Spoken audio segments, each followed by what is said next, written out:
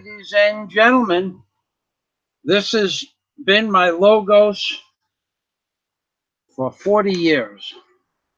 So what we're going to discuss today is the fact that I have been a licensed contractor in America, general contractor in New York, plus I owned a marine construction company in New York, a deck and dock building company in New York, and an excavation business in New York. Okay, so I think I know the construction industry pretty well. In addition to that, I was a licensed contractor for excavation in Monroe County, Florida, and I had the septic tank tags. So I know a little bit about excavation and, of course, concrete work. So what I want to discuss with you today is a complication that I did not expect to arise for the hotel construction. I thought it would be simple as pie to go online and purchase a concrete mixer. So 3 days ago, I opened up my browser and started searching for concrete mixers for sale in Bohol. There were none. So my next option was to buy something from Cebu used at about 85% of what a new machine costs. And when they sent me some of the pictures from the yards in Cebu, that was not possible. I'm not going to buy something with a motor that's unknown amount of years old, unknown amount of usage, whether the motor's going to last me a day, a week, a month, or a year. I'm not interested in that. So I went to purchase a new concrete mixer. Daisy, come on over here, honey. Bring that bag of stuff that you're doing over there. Give me one of those bags of stuff. So I started looking online. Today is Thursday. Yeah, look at first before I want to show you guys something. Daisy, Daisy has been making. Daisy has been making these little pieces of paper, and she folds them. Let me have a square that you fold them out of. She folds them, one of those little square pieces. She folds these little doodads that she's folded about 200 of so far. They're not much bigger than my fingernail. Trying to get something out of these white pieces of paper. And what she's actually making is a vase made out of paper. A vase and a vase. That's been a big to do in America. Whether you call it a vase or a vase, for over 100 years they've been fighting about that. More wars have started over that vase or vase thing than any other thing in the United States government, causing many problems. You call it a vase, I call it a vase.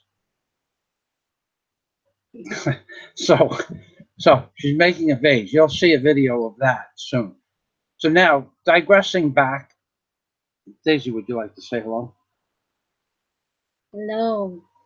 Hello. She's shy unless she goes into the container with the cell phone and then she on and on.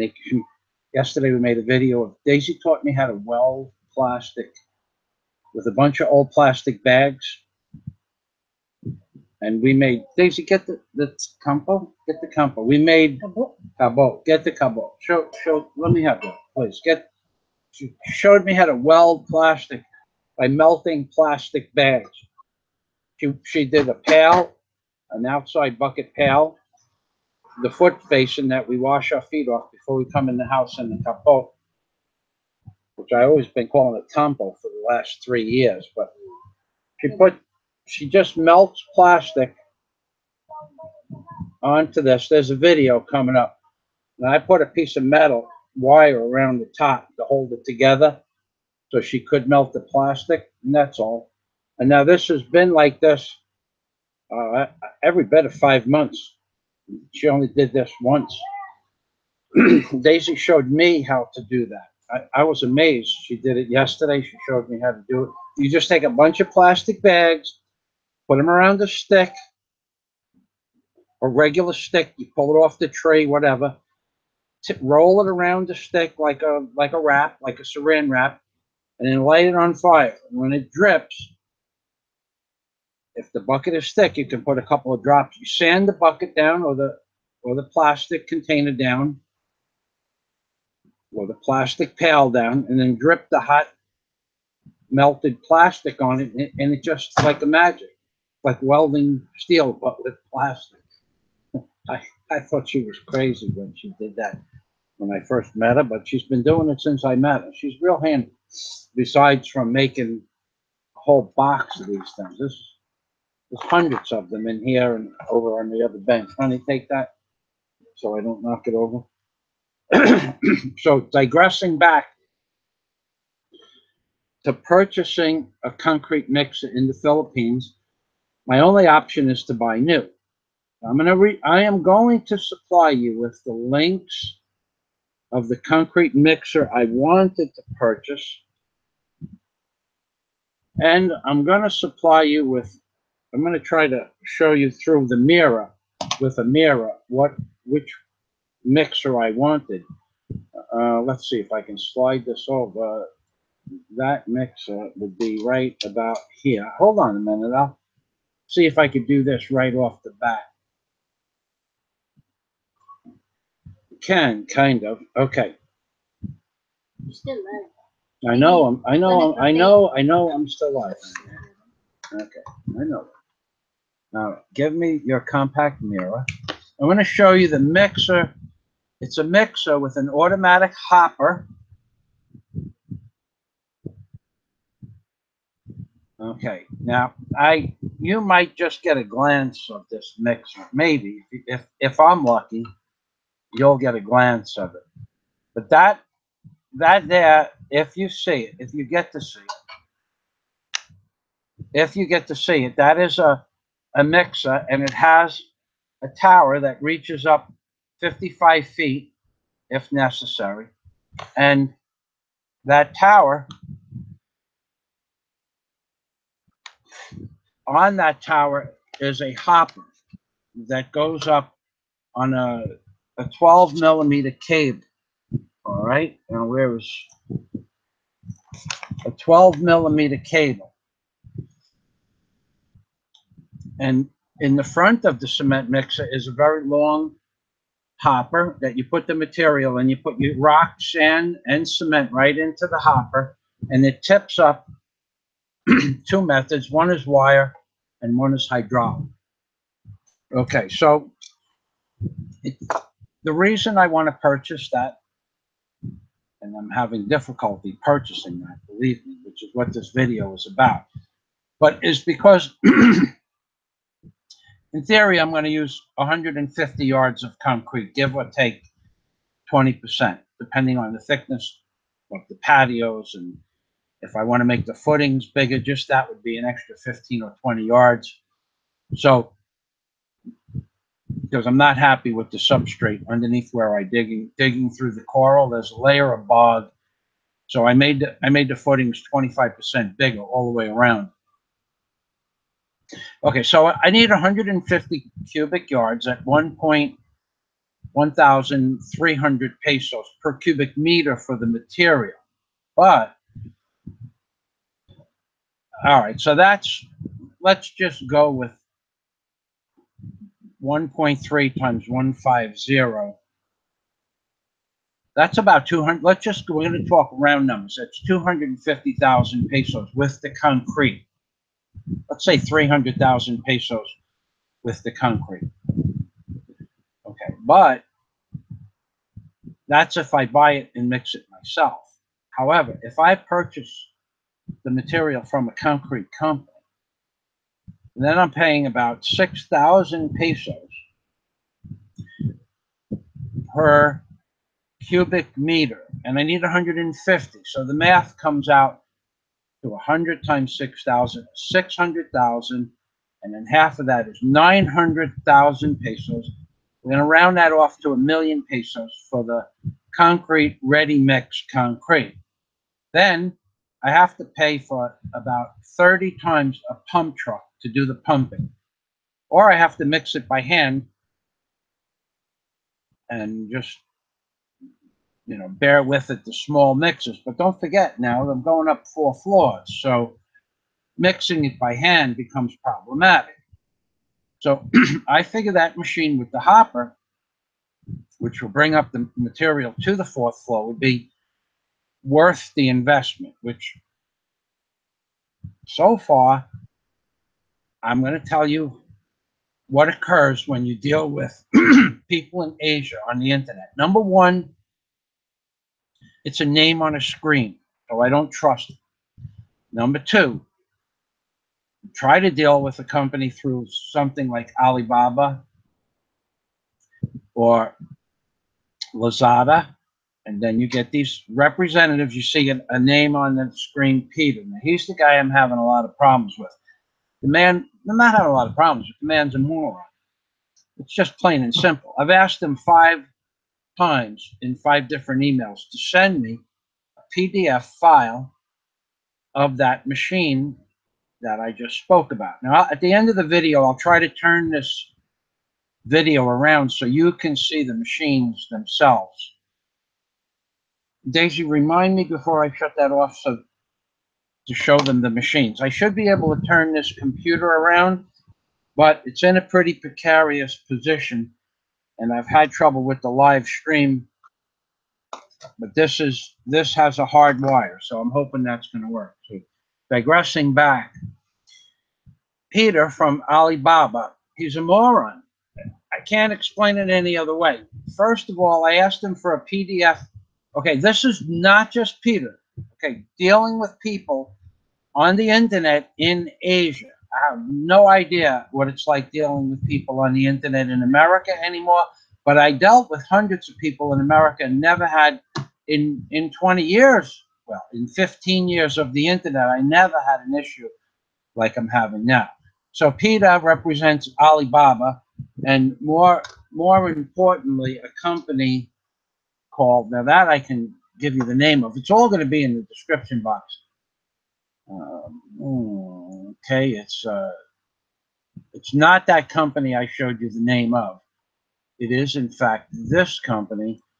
It's named SANQ Group, SANQ Group. It says it's been, has to be some kind of joke. I'm going to provide the link. It says 30, now get this, 30 YEASRS, 30 YEASRS manufacturing experience of concrete machinery. So now I'm believing that I'm dealing with an incompetent company because they spelled years wrong and they didn't put 30 years of. They missed the word of, OF. 30 YESR's manufacturing experience of concrete machinery. At least they spelled concrete right.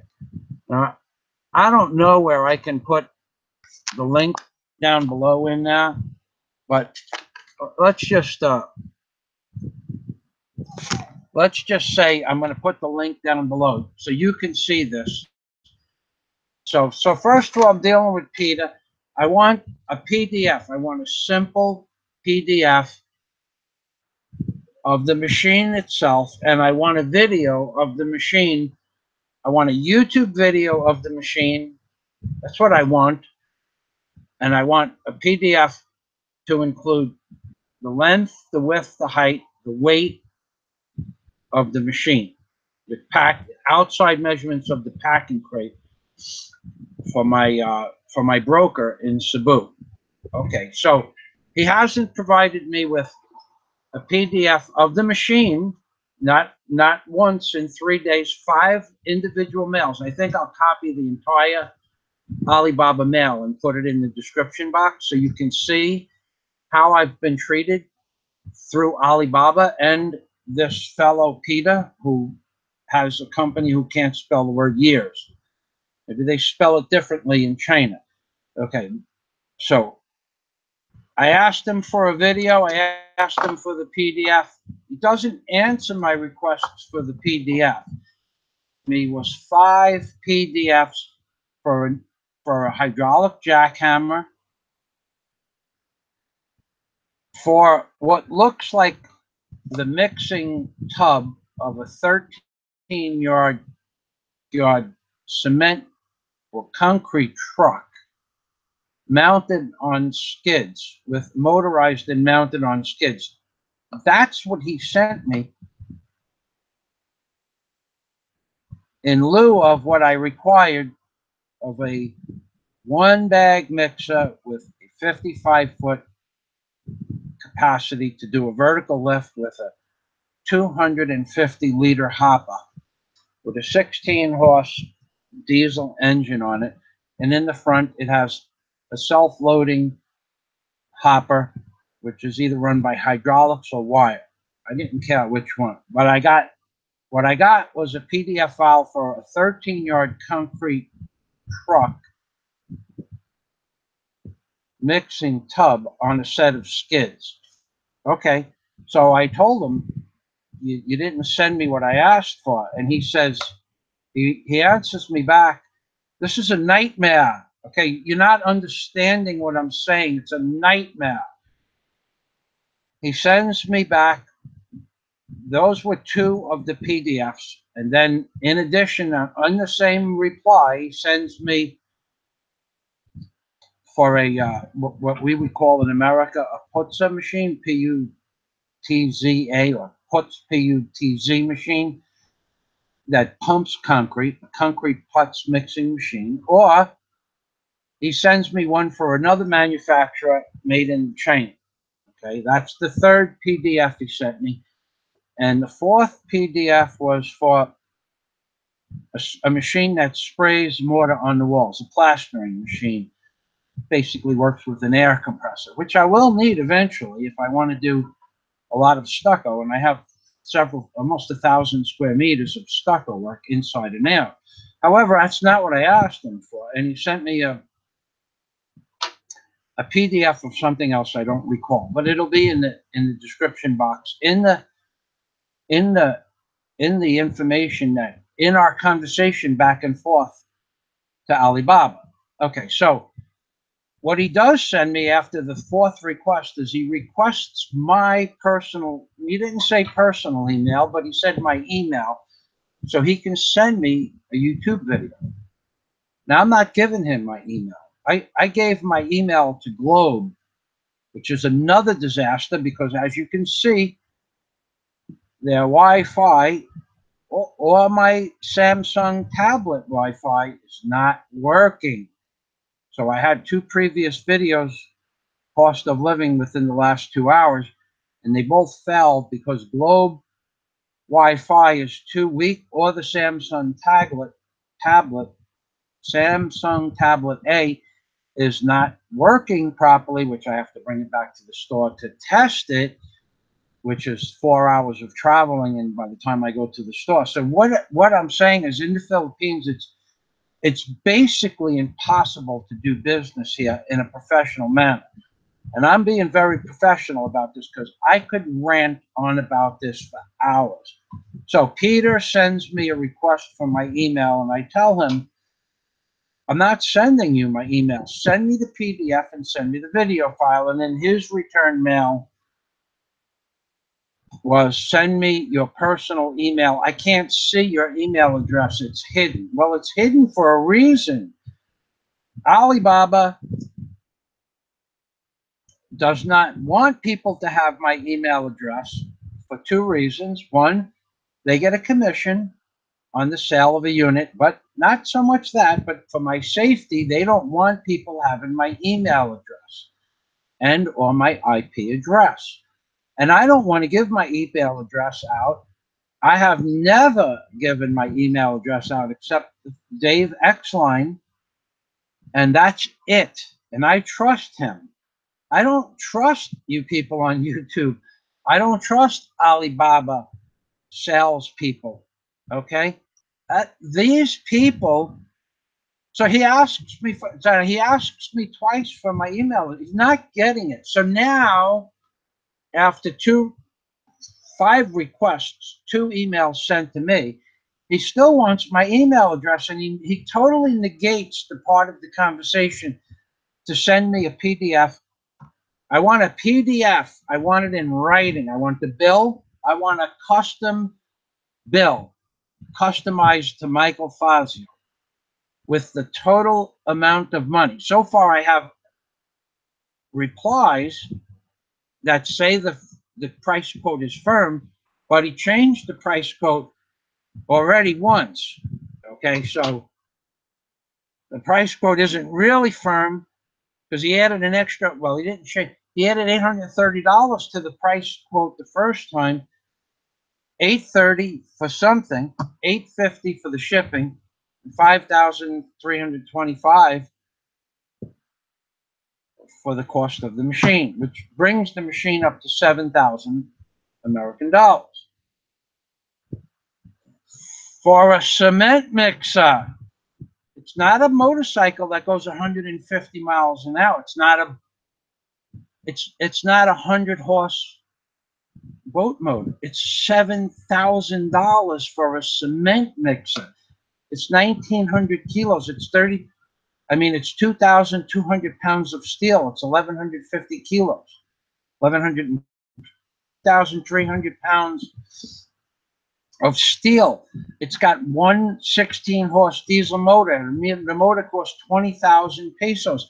All I want is a cement mixer, and with shipping, some unknown $830 fee, which he later deducted because I went off like, what is this $830 fee for? It's not noted what it's for. What is it for? So he deleted that. He said he didn't delete it. In the mail, I'm going to show you. He said that figure does not exist, but yet it was a quote that he gave me. So whether it exists or not, he forgot what he quoted me only an hour before. Okay, so now he sends me a PDF of a 13-yard concrete tub instead of a 1-bag mixer with a vertical lift and an automatic feed hopper. This is what you're dealing with here. Now, I could go on, and I will, for another few minutes on this topic, and then we're going to talk about something else altogether.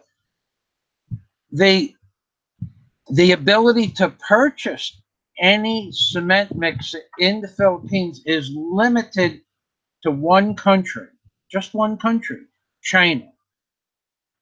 However many parts of China, there are 20 or 30 different companies in China that sell this mixer. It's called a JZ. Well, let's see. It's called a JZ.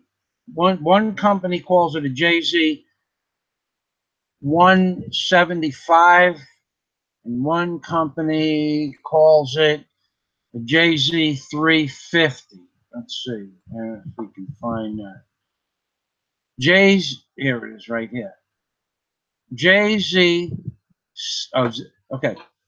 Okay, it's Joshua Zebra Charlie 350 space diesel concrete mixer machine with lift price.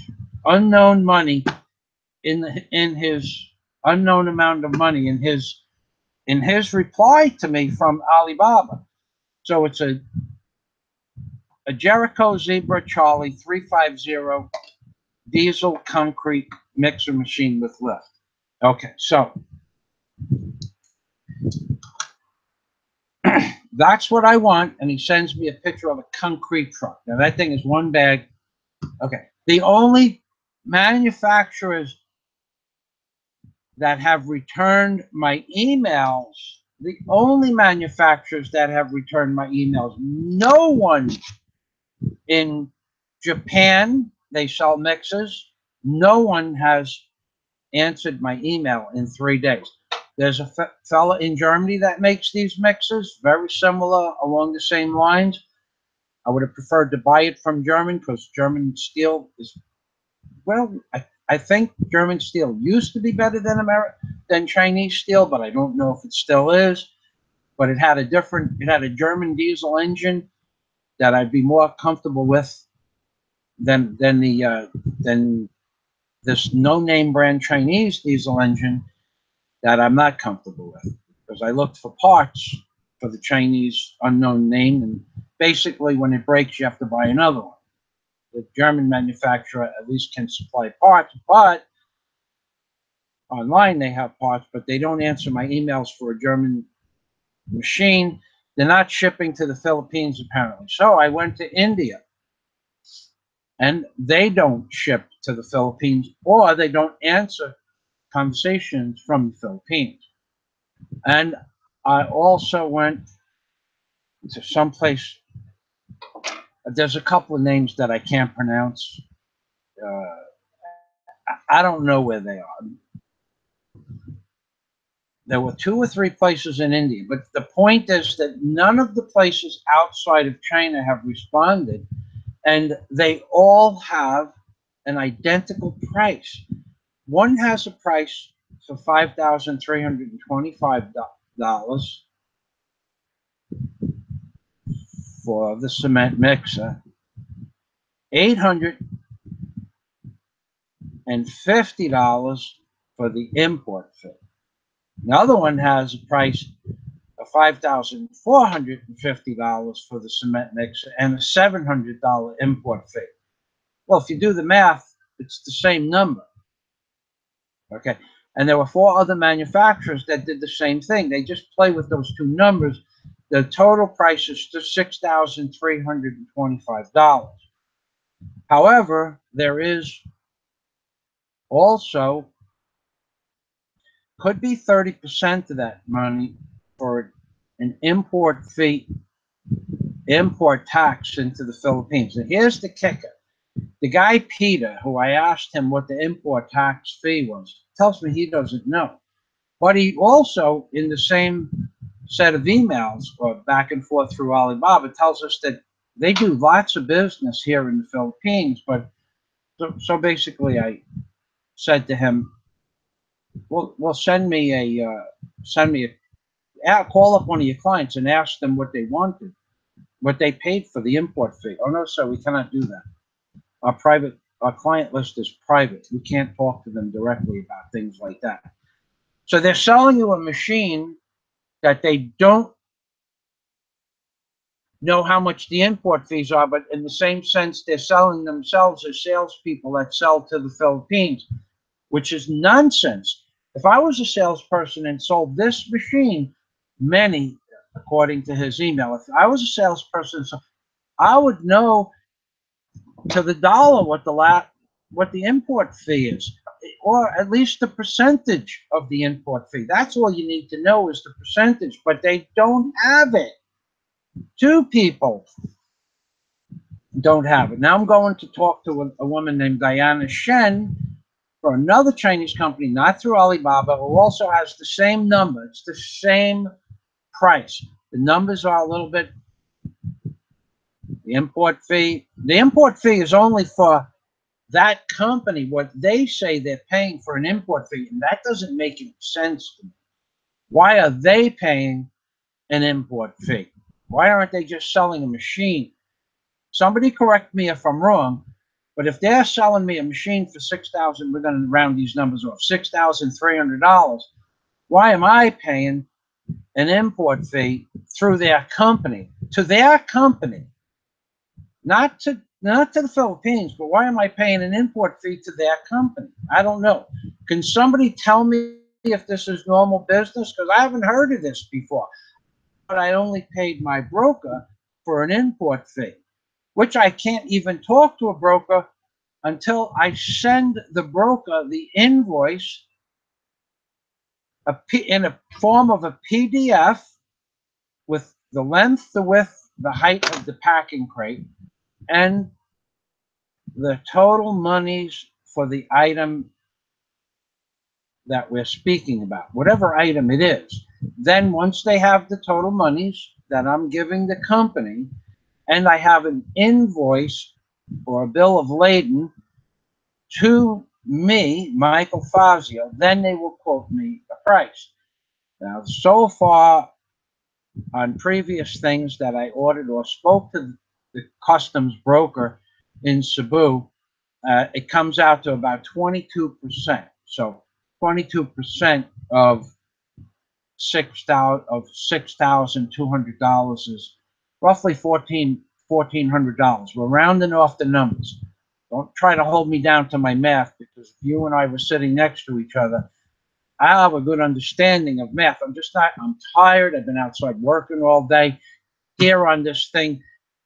Now I have 9.5, 10 hours of communication back and forth with Peter and 4 other people, and I have 0 to show for it. So let's just say it was $1,400, because I always bump it up to the next 100. So it's 14 and then 6,300. That's 67. We're up to $7,700 for a 1-bag cement mixer. 7,000 with a diesel engine.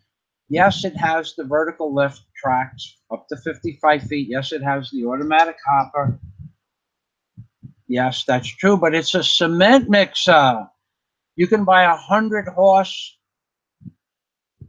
Yamaha or a 60-horse, or I don't know how much. I don't know what a 60 or. You can buy a 60 or 70-horse Yamaha boat motor that's going to last you forever. You can buy a motorcycle that goes 150 miles an hour. You can buy a small pickup truck in the Philippines for $7,000. It has a radio, air conditioning, stereo, 5 tires with the spare, 2 doors, a pickup truck, a back door for the pickup, 4 pieces of glass. Then you can buy a pickup truck, a half-ton little mini Datsun pickup truck for $7,000 all over the place. A Datsun knockoff pickup truck, $7,000. You can buy them brand new off the shelf. And this is a cement mixer. Okay, so was there any interesting comments? I don't know. You didn't look? I know, but Okay, I'll look. it's up there. Bob Cooper, I'm going to go through some comments. If you have comments, leave them. I'll be, this hangout, I'm going to answer comments. So, one gentleman, and I don't know if I should use that word loosely, but one gentleman, okay, well, Bob Cooper said, yes, you do. Okay, I don't know where that, okay, I don't know what that's in reference to, Bob. Okay, I'll keep looking. Okay. Limey Watcher, hi, Hoodie, or hope all is well. Now, Limey Watcher is a friend of mine for 7 years. Even though he thinks the earth is round and people went to the moon, he's a really cool dude. He can find a spaceship in a picture. Let me put it to you. Limey Watcher can find a spaceship in almost any photo on the moon. There's either a spaceship or an underground city. And if you want to know where it is, you go to Limey Watcher's channel, send them the picture. Just send them a picture of the moon from your backyard on your cell phone. They'll either find 1 or 2 spaceships in orbit around Earth and 2 or 3 more around the moon, or he'll find an underground city on the moon from a cell phone picture on your camera. Hello, Limey Watcher. Love you too. Now, Bob Cooper, have you tried look at a rental? No, Bob, I don't rent equipment. Okay, I don't rent equipment. I never rented a piece of equipment. I'm going to need this thing for years. It would be 4 times the cost, 5 times the cost, 8 times the cost of what it would cost me to buy concrete and have pump trucks come in. I'm doing this at my leisure. I know it's a reasonable question, Bob Cooper, but it's not part of my makeup. I don't rent equipment. I either buy it or I get it, as in the case of the Traco. The guy pays me to keep his equipment on my property, and I get to use it because it's in such disrepair, which if you went to my Patreon account and became a Patreon member, you'd see some of the videos that I do on the equipment. It's in such disrepair, he couldn't even use the equipment when he brought it to my property. It was not usable. Okay, so I'm going to go back. So I don't rent equipment. Thanks for please, don't renting equipment. That has to be the most expensive way on the planet. Unless you need it for a day, that's okay. But I'm building a 4-story hotel. It's going to take 2-3 years, and I'm not working every day. I don't want to work every day.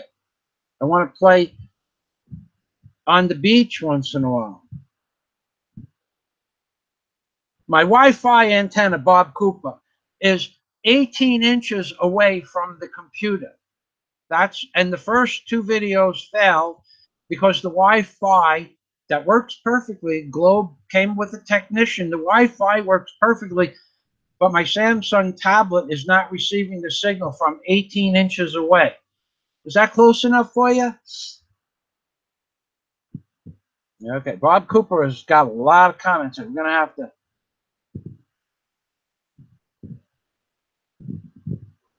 Yeah, Bob Cooper, you have $4,000 for a Wi-Fi antenna. I don't need a Wi-Fi antenna. I have a landline with a Wi-Fi modem 18 inches away from my tablet or my cell phone. I don't need an antenna. Okay. Bob Cooper, you're not one of my subscribers, apparently. He wants me to use the cheap labor in the Philippines and use any cement mixer. You know what, Bob? I don't want to work with the people in the Philippines. Okay, they don't listen. They don't listen to instructions. They don't help. If there's a problem, they won't make you aware of the problem with the equipment. They will watch the oil leak out of the back of your machine, and they won't say anything about it. I've watched them do it. Not on my equipment. I watched a gentleman doing pumping. One of the men that worked for the company that they were pumping the concrete into the building forms stood next to the pumping station where they had this high pressure. It was a 5-inch diameter pump. It was going up 4 stories. The oil was coming out of the bottom. The hydraulic oil was coming out of the bottom. The man that was loading the hopper couldn't see the oil on the floor. Plus, there was water and concrete everywhere. And the laborer watched the oil leaking out at like not a small amount of oil. I'm talking a gallon a minute, maybe more. I don't know. It was hard to describe how much oil was leaking out. So I was watching him watch the floor from across the street because I didn't want to interfere with the men. And that man was watching the hydraulic oil leak out of the bottom of the pump truck and didn't say a word. And from being a heavy equipment operator for 30-something plus years, I knew he was watching something. I just didn't know what it was. To answer your question, Bob Cooper, I don't want to hire Filipinos because that man watched for 2 or 3 minutes. He watched the floor and watched the floor. And I said, now there's something wrong here. I walked over, looked at the oil, and I went up to the guy on the truck and I pointed to the man over there, I said, you see that man? And he said, yeah. I said, you know what he's looking at? And he said, no. I said, he's looking at the oil coming out of the bottom of your pump. And he said, what? And I told him the oil is leaking out of the bottom of the pump. So that's the Filipino worker was letting the oil come out of the bottom of another Filipino worker's truck, because if that means that the job can stop, the pump stops, nobody works for the rest of the day, everybody gets a half a day off. That's the way they think. No different than my American men, by the way. They would watch oil come out of the back of my machine also and not say a word. Usually a stranger would come and tell me that I had an oil leak. If I punched a hole in an oil filter once, the oil was coming out. And I'm not working with the Filipino people for the next 4 years. I'm not going to die of a heart attack because a guy can't understand English and then say, oh, no understand, no understand, no understand. They don't care. I don't want to work with Filipinos. If at all possible, people in the Philippines are going to watch this video. They're going to know that I'm telling you the truth. So Bob, stop. Please stop. You have a $4,000 Wi-Fi antenna. God bless you, dude. Does that answer your question? John Parrish, deleted. Deleted the message. How's it going? John, it's going well, thank you. Except for these little problems. Hell no, this is not normal. Mark Van Gundy, that's exactly.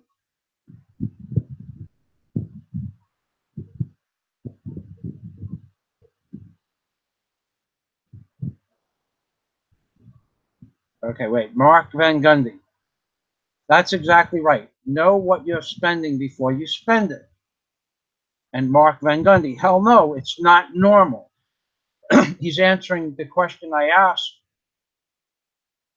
before in reference to my bill of lading in the form of a PDF with my name on it, so I can get a price from the customs broker.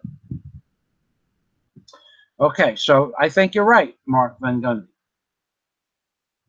Hi from England. 222 Fox 1. That's an easy name to remember. Thanks, hi from England. The internet is bad in some places. No, it has nothing to do with the internet. I have 5 megabytes gigs download. I have the speed on my computer. Speed test is beyond perfect. The ping is like 27, and the speed is up at 4.5 plus. That works fine. The tablet is not receiving the Wi-Fi signal from the modem, and it didn't receive it from the other modem, which is only a week ago. So they gave me GlobeCame, a gentleman from GlobeCame. Let's go through this internet thing. You people think you know about internet in the Philippines. You don't know anything about internet in the Philippines. I have a landline. It gives me all the power I need. The ping is 27, 30, 31, 32 maximum. And the download speed is 2, and the upload speed, the download speed is 4.5, and the upload speed is 1. It's fine. It's perfectly fine. It's these garbage that they sell you in the Philippines, not the receiver in the tablet's not working, or the modem is not working properly. But the man switched out the modem. The guy from Globe was a nice guy. I've known him for years. He checked everything. He checked with speedtest.net. He tested with another special one the company uses. Not the internet.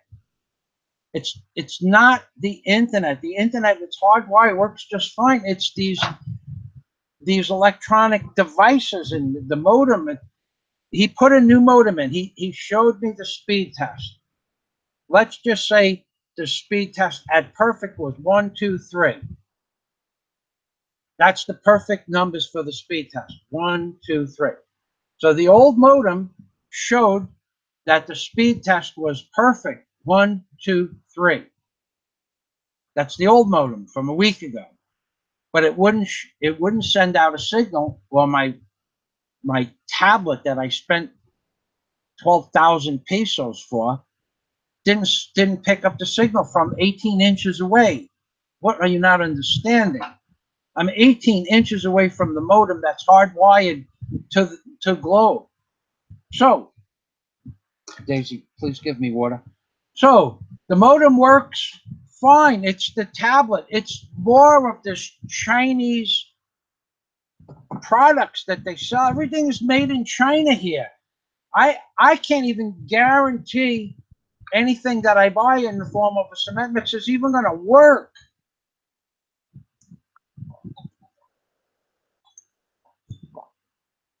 Thank you. Okay, there's not even a place I can bring this stuff back and say I get it in the motor. I'm sure the diesel motor is going to work. I'm sure it's all going to work, but I'm not sure it's going to work. So you have no service here in the Philippines. I have to make the parts for the machinery. Now, I'm not going to talk about if you want to become a member of my Patreon account, that's an option for you people. I don't want to hear that it's expensive.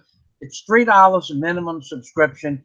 And then there are over 100 Rabbi Chewbacca DOD videos. Let's call them DOD. There's over 50 videos that would get you thrown off the net in the form of private, altogether private, not even available on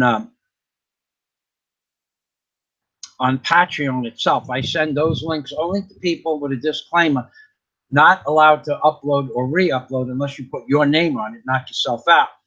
But I put down that I will go after you with a copyright claim. That's how bad this politically correct nonsense has gotten. So you want to become a member of Pat, $3 gets you most of the videos. There's 85 videos now that you can see for about $3, but the $10 level gets you the special stuff. And you want to talk on Skype, I would chat with you on Skype if you decide to send me $10 a month or more. I have no problem with that. Not a lot of money. And you people spend more than $3 sitting there smoking cigarettes and drinking beer while you're watching this video alone. Some of you have drank $3 worth of beer and smoked cigarettes to a total more than $3 for a video that you're watching. Yet that's too much money. You think it should all be free?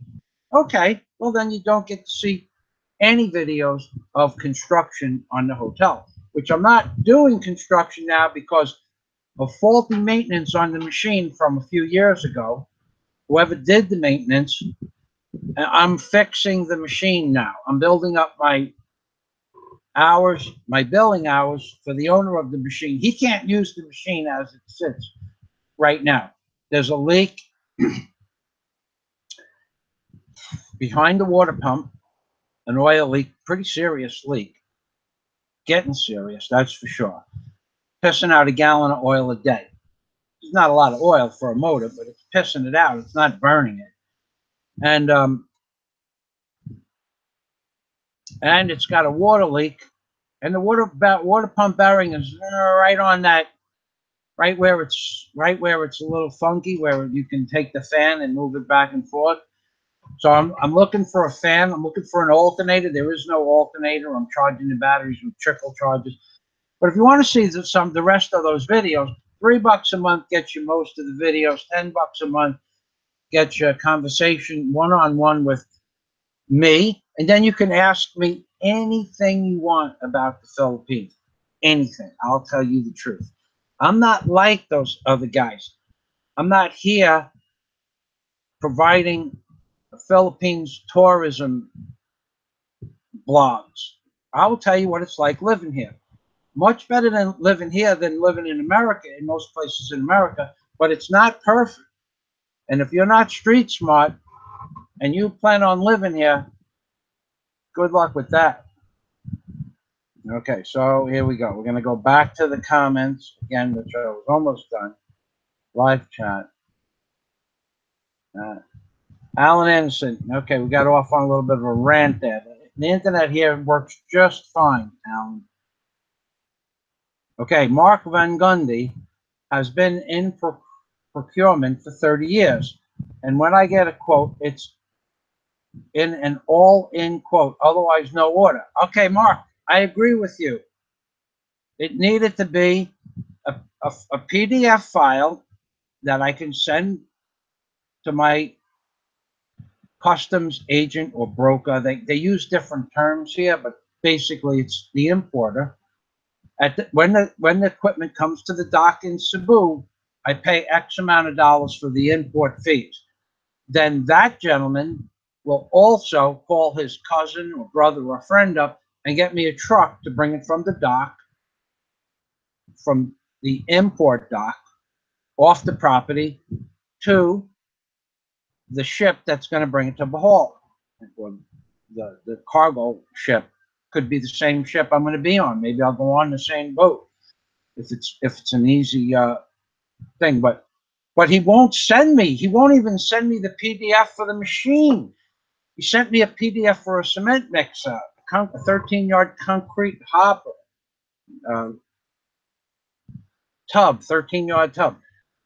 So what I wrote down, you'll see what I wrote down. He's not part of my life anymore. Okay, Mark Van Gundy has ordered from, apparently this Mark Van Gundy, he's in procurement, that means purchasing, and he knows this stuff. Thanks for your advice, Mark.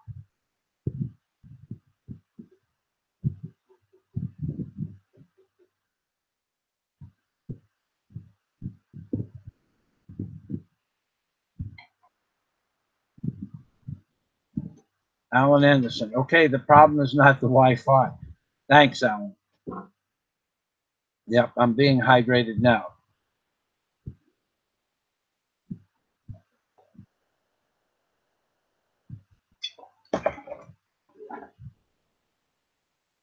Thomas Payne, brother, good morning from Connecticut. Hello, Thomas. Thomas Payne has been with me for a long time.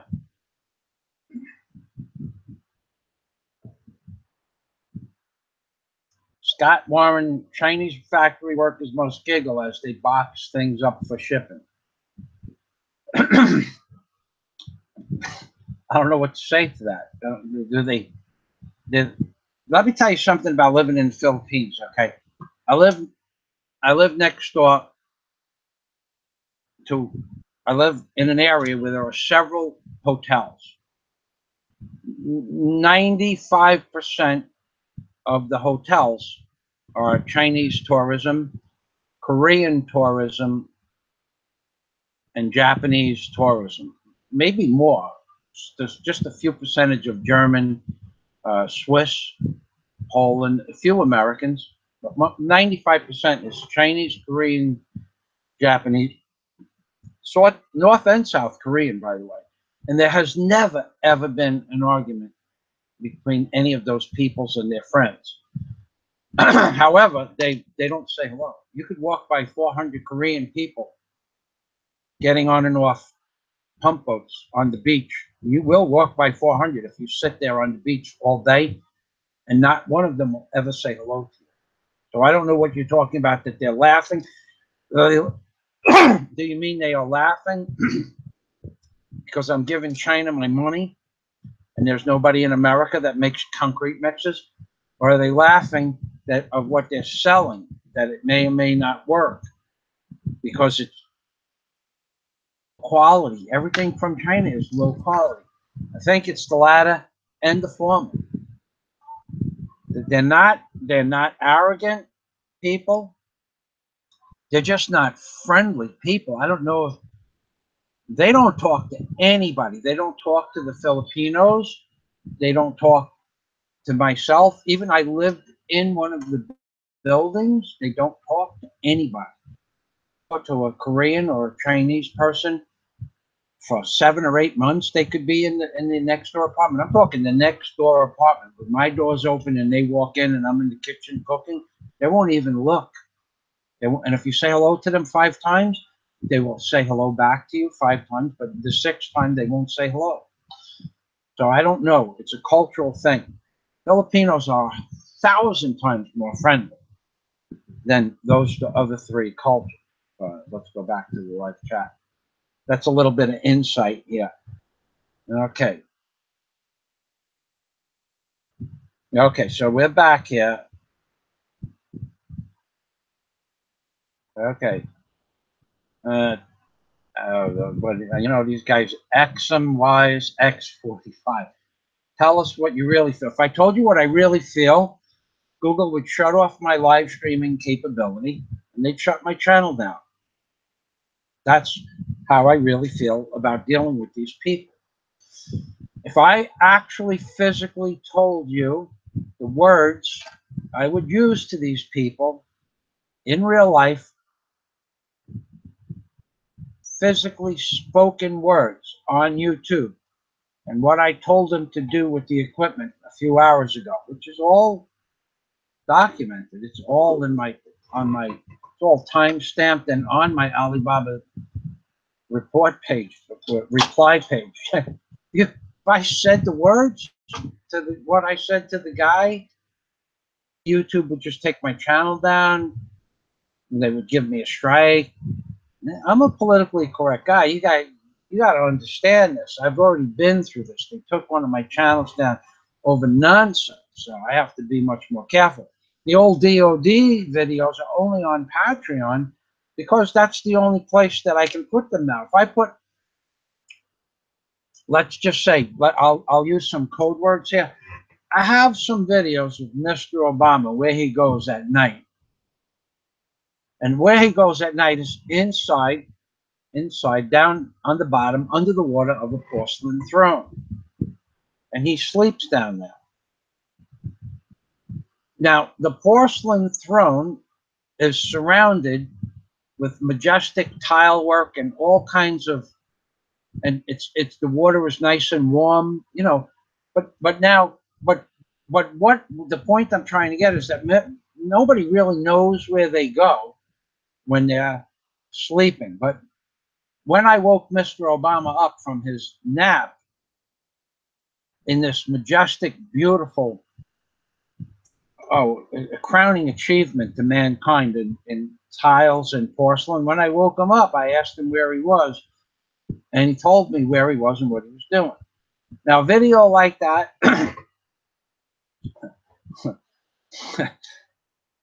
try to use your imagination. Okay.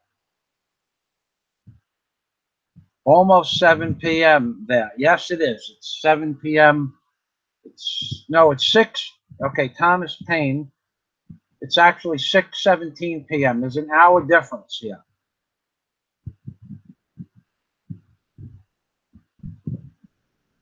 Only thing, by from Mark Van Gundy. Only thing, I probably. I is next to O. From China is castings. It's 10-week lead time, even spending 80,000 per order. Well, Mark, the man told me, and I know this is a crock of nonsense. The man told me I give him 100%. Peter told me I give him 100%. I wanted, and I asked him if I could use a credit card, which I wouldn't give this guy my license plate number off an old truck, let alone my credit card number. He told me once the money is received, the unit would be in the Philippines in 8 to 10 shipping days. Now that's total lie. That's total nonsense. That's a lie. He just straight up and down lied to me. That was in the last email. So he's gone. I told him that he would have to put that machine up into something that was very dark and moist.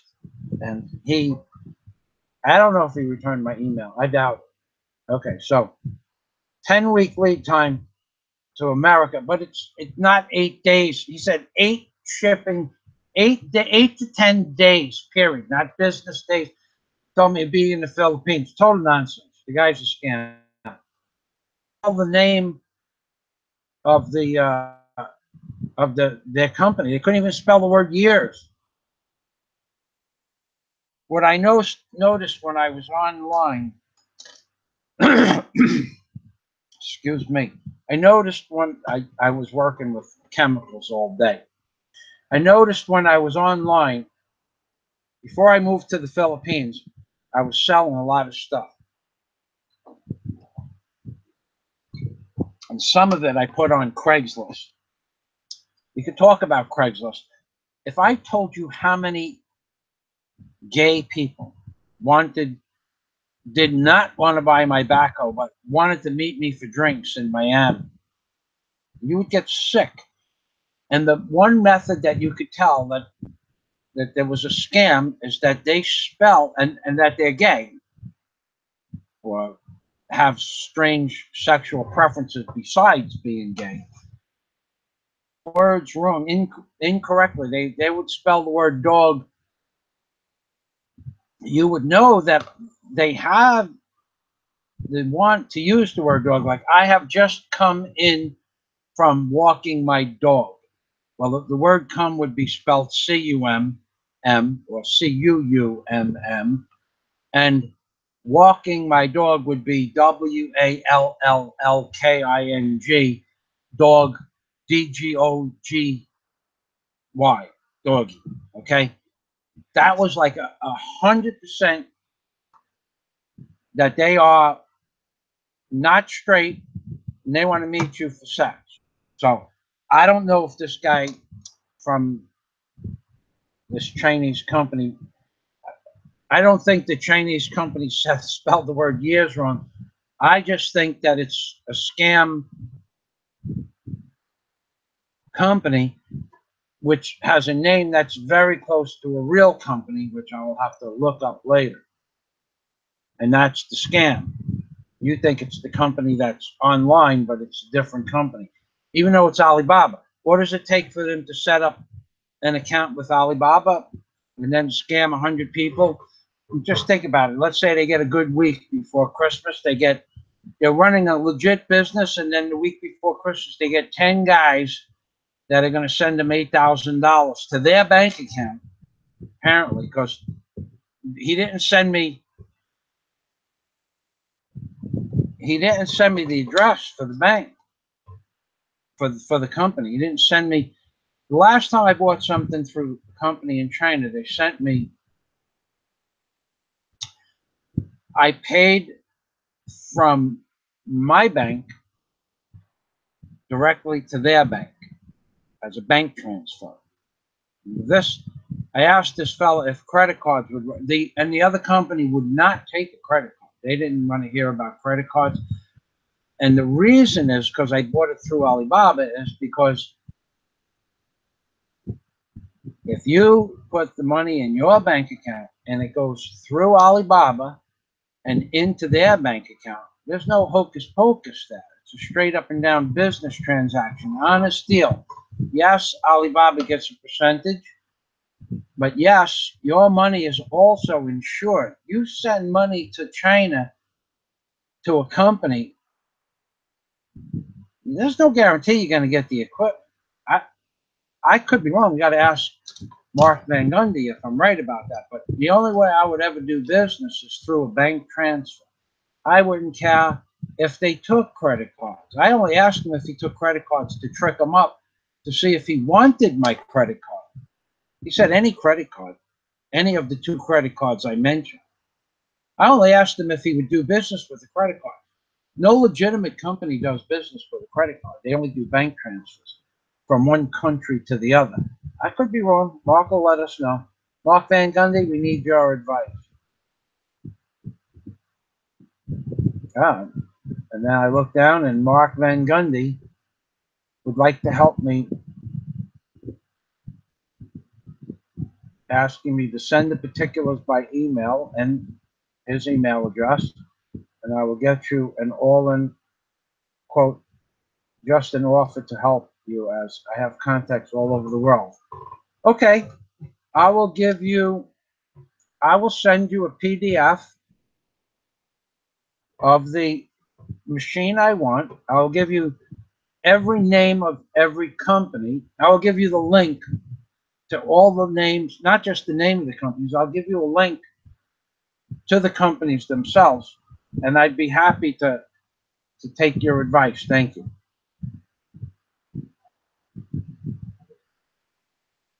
Now there is no. You misunderstand me. I'm not saying hello to you. I asked you to do me a favor, to go out and inspect the truck. You cost me $4,000, Nick. I don't even know that there was a truck. I don't know that he didn't scrap out the parts for the truck 4 years ago when I gave him the truck in December of 2013. I asked you to go look to make sure the truck was there. One place was 15 minutes from your house, and the other place you said was an hour from you. I don't care that the place was an hour from your house. You're supposed to be my friend, Nick. I asked you to do me a favor. I was in the Philippines. You know the problems I had with that guy who took my truck. He would never send me a picture of the truck where it was. a current picture. He sent me a picture of the truck in the yard. He put the truck in 2013 in December. Sent me a picture that the truck is now in the yard. He told me ship the truck to Pennsylvania. He told me he shipped the truck back to Brooklyn. Then he told me ship the truck back to Queens.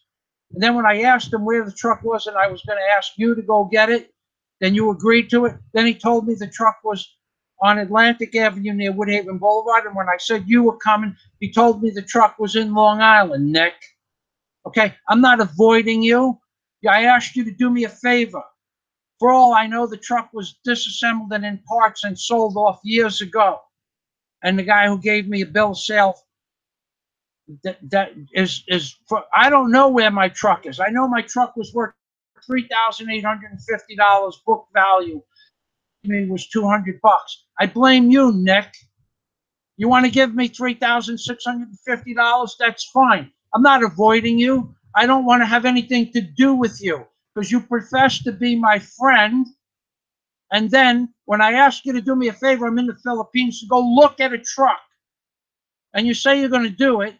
And it's when it's 15 minutes away, but it's too much trouble for you to go 45 minutes away just to see if there even is a truck and that it wasn't chopped up in parts. And you couldn't do that for me, but you profess to be my friend. No, you're not my friend, Nick. Don't make any mistake about it. You're not my friend. You were never my friend. I asked you to do me a favor. What you wanted from me is to make taco rack commercials for you. I did that. And then you got thousands, tens of thousands of views. And what I asked you to do was something really simple. Go look at a truck. Gave you the directions to where it was. Gave you the name of the yard.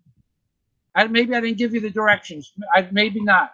But he gave me the name of the yard and the telephone number, and I gave it to you when you told me it was too much trouble. No, Nick, answering your hello. I don't want to have anything to do with you or people like you who tell me that they're my friend, and when I did need a favor, you let me down. So maybe you understand that. Maybe that's why I don't answer your Skype messages. Maybe that's why I don't answer the comments that you leave on my YouTube videos, because you are not my friend. The people that I don't even know that are not my friends, I will respond to, but not you, because I don't want to hear or see any messages from you ever again. You cost me $3,850 that I know of from a guy who scammed me, who was supposed to be my friend. I put you two in the same category. For all I know, you two guys were working together, stroking me. Not he's going to go look at the truck, and and you had his number. You knew what kind of guy he was. You knew what he was doing to me. I asked you to go look at the truck. You didn't do it. So stop contacting me. Stop leaving messages. I'd rather talk to a complete stranger than talk to you.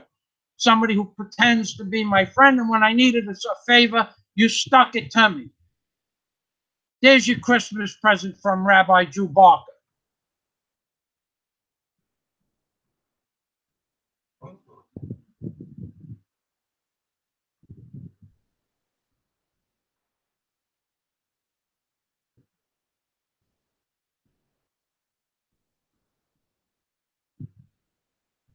Thomas Paine, not good building in case of earthquake, just good enough makeshift bed garden. Okay. Thomas Paine remembers my space videos. Yeah.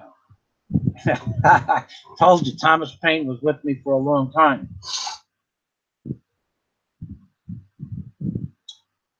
Let's see. Oh, in case anybody's wondering why and who the rant I just went off on, all right, I will give you the guy's name. Nicholas Stanko pretends to be your friend, befriends you for years, hundreds, dozens of 50, 60 hours on the phone. I made videos for him. I don't know how many views. Some of my videos have 10,000, 20,000 views. A lot of them I just deleted off the internet, put them private so no one could see them. When the guy didn't do me a favor, I asked him to go do me a favor. Nicholas Stanko is the guy on this thing. He has a YouTube channel, makes taco racks. Okay, I did everything I could to sell his taco racks for a couple of years. But then when I asked him to do me a favor, he couldn't come through. He lives in New York, Long Island. The junkyard was in New York, in Long Island. It could only be an hour away. It couldn't be any more. And he couldn't go look at. So the truck was worth $3,000. Let's just digress a little bit so everybody understands. The truck had a book value in the blue book of $3,850 when I gave him the truck. Told me he'd sell the truck in a few days for a little bit less money. So he had this freaking guy in New York. We're gonna make a video about the King of 95th Street. He's gonna love this video. His whole family's gonna love this video. I'll put you in it too, Nick. Okay? Because you're part of his family now, as far as I'm concerned. I give him the truck. I give him a $500 or $600 worth of goodies that I had in from the house that it wasn't really worth anything to me. Paint and some tools that I had doubles and triples of. He was friends with me for 30 years, knew me since I was a kid. He takes my truck, tells me he's going to sell it. Maybe I'll get $2,500, maybe $2,000. I said, okay. I get to the Philippines. Where's my money for the truck? I can't sell it. It's winter here. Spring comes, 2014, spring comes, can't sell it. No one wants the truck. It's only 2 wheels. He's telling me because it's in the snow. Summer comes, can't sell the truck. For whatever reason, he says he can't sell the truck. Fall comes, same thing, 2014 fall, no sells. Winter comes, it's only 2 wheels, can't sell the truck. That went on until I got to the point where I'm coming to New York. I'm going to come and get the truck. I'm going to get the truck and I'm going to give it to Nicholas Stanko. Oh, all of a sudden, he has to move the truck that day. He moved the truck 3 times that week, he told me. The truck is in Pennsylvania. Maybe you could drive to Pennsylvania. I said, I'll drive to Pennsylvania. He goes, I'll bring it to New York for you. Bring it to New York. Bring it to I have it all on email. I'll bring it to Brooklyn. Brings it Brooklyn, Queens border.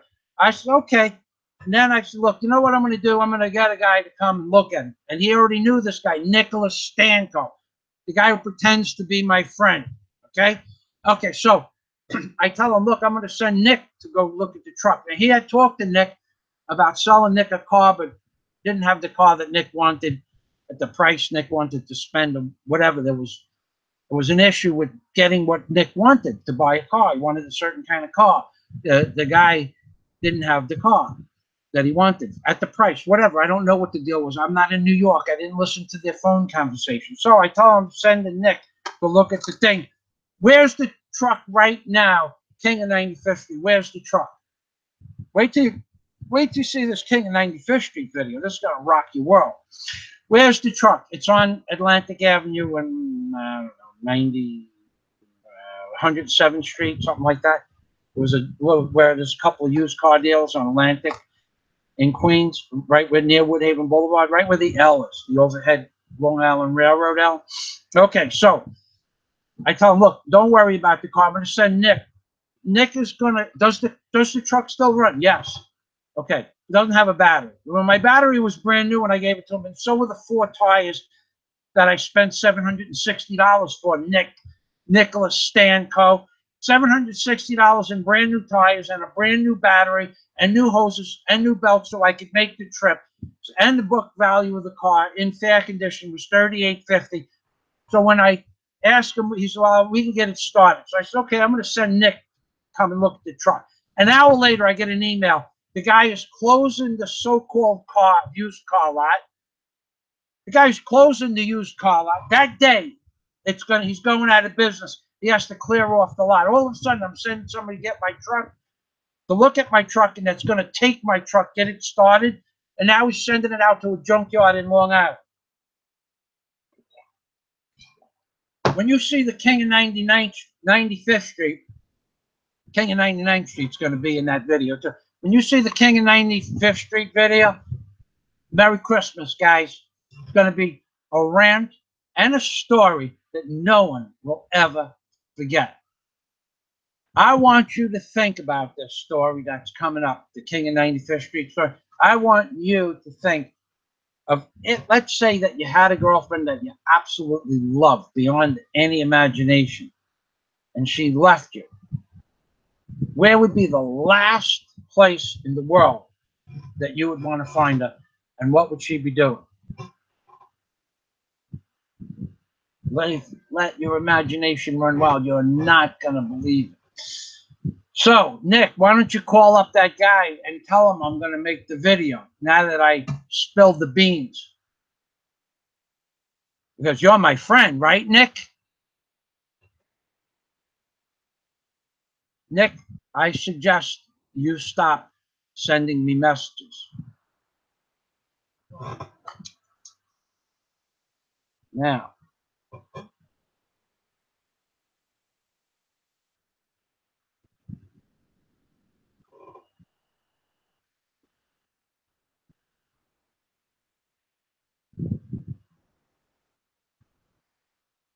yes, yes, Roger State. You're correct. I won't say what Roger State said, but Nick, I don't care whether you recall any address. I wasn't in America. I was dealing with emails. You had his address. Okay, don't tell me you didn't have. You had the address of the yard. Yeah, you want me to pull the email up and post it on YouTube? You had the address to the guy who you were going to buy a car from, and you had his phone number. All you had to do was pick up the phone and ask him for directions. Don't tell me you didn't have his address. What do you want me to do? Business from around the world? You're supposed to be my friend. Stop leaving messages. You're not my friend. You never were my friend. I asked, unless you want to give me the $3,650 difference, because I got a check from him for $200 for a truck I gave him that was worth $3,850. I don't know if he stole the tires, switched out bologna skins, stole my battery, switched out the battery. I don't know any of that. I don't know it to be true. But I do know is that no one ever saw the truck, and you were the only person that I could depend on to go do it because my brother is in the hospital with a shoulder operation. Even though it would have been an inconvenience for him to do it, if he was off, he probably would have done it. But that day was the only day we had, Nick. Get it through your head. You screwed up. You're not a friend. You never were my friend, and I'll never consider you a friend. I don't care how many messages you leave on YouTube. I'd rather talk to strangers. You people, there's something wrong with you inside your head, Nick. You know darn well that I only had you to depend on, and you let me down. You're a bum, a shyster, a fake, a fraud. You're not my friend.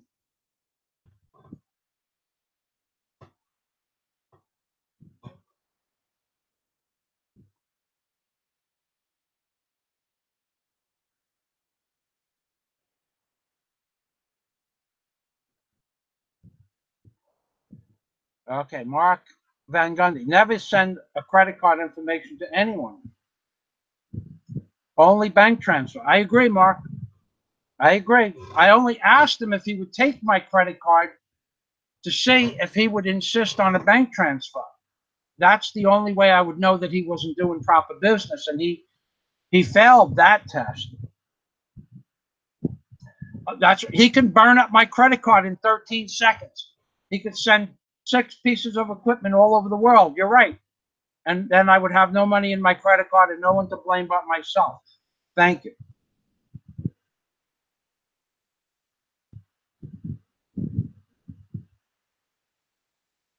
You just insist on this, don't you, Nick? No, you didn't do the favor. You didn't go to the yard on Atlantic Avenue. You're a liar. Now you're going to compound your non-friend status with me with a lie. You were going to go to the yard. And then Gene, the king of 95th Street, said, bring the truck out to Long Island, and you never even got in your truck. And now you're lying to me like I'm supposed to forget what happened? I'm the one who it cost $3,850 for, not you. You're a liar. You want to tell everybody why you're a liar? Because you smoked dope and you can't remember what you did 20 minutes ago. That's why you're a liar. Maybe you think you're telling the truth. Maybe you think that smoking dope is part of a society that you can do business as. But maybe you just pissed me off and I just exposed it to the world that you're a dope smoker. Okay? You smoke dope. You didn't go do me the favor. You didn't go to the yard. You didn't get the address or the information for the junkyard. You didn't do any of those things. What favor did you do me? You called up the king of 95th Street? That's the favor? You talked to him? That's the favor? I'm in the Philippines. A guy stole my truck.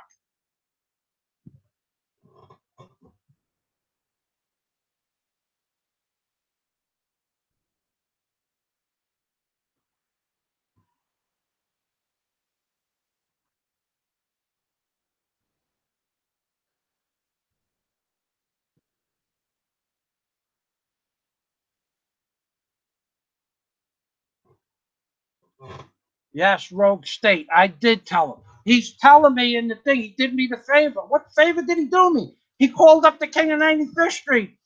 And the king of 95th Street, I have the emails. I have it in the email. First of all, none of my subscribers, they know darn well if I say I have an email transcript of it, I have it. Okay?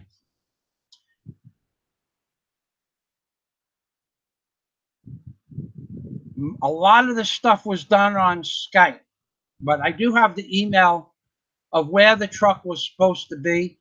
Most of my subscribers know I don't lie about nothing. And that little tirade I just went off on, where this guy tells me he did me the favor, he never got in his car.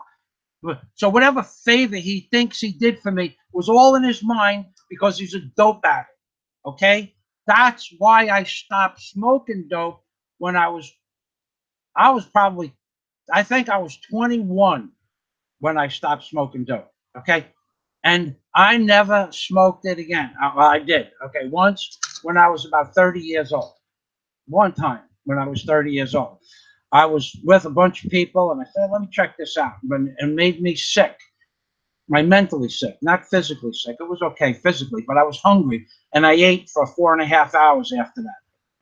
I'd be 800 pounds if I smoked pot. But Nick, he likes that. He thinks that's just a wonderful thing that Nick likes, and now it's interfering with Nick's ability to comprehend reality. So Nick, go talk to your buddy and let him know that I'm making the King of 95th Street video. Okay? He's your friend, not mine. I think the two of you work together. I don't know. I can't tell because I don't know what you guys talked about on the phone. You were the one having the conversation on the phone. Hold on. La la la. Nick, stick it where the sun doesn't shine.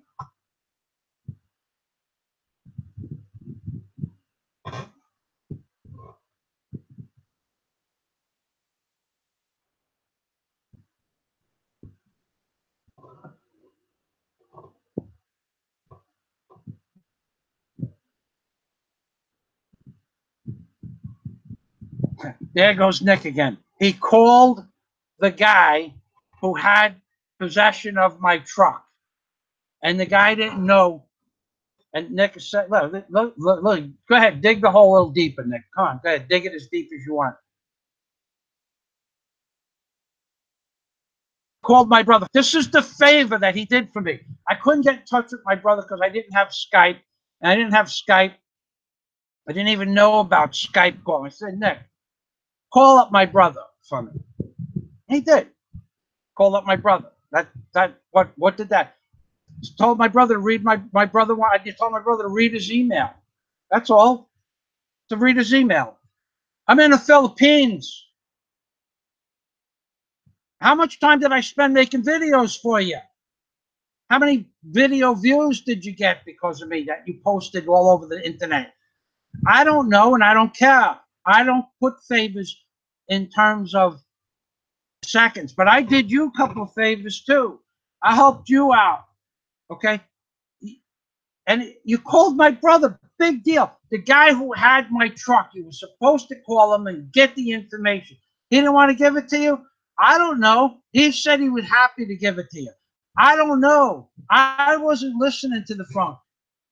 Nick, stop your dope smoking. Your memory is no good, buddy. I remember you had the opportunity to go out to Long Island to look at the truck, and I remember the King of 95th Street was going to give you direction, but it was too much work for you. It was too time consuming, too much aggravation. You were doing something else. Okay? Stop with the nonsense. Jeez.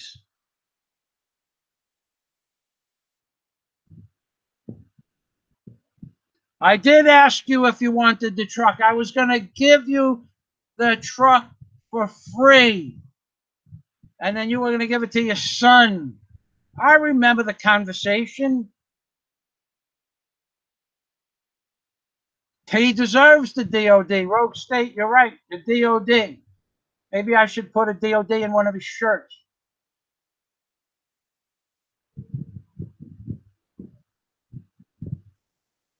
He's equating calling my brother up twice.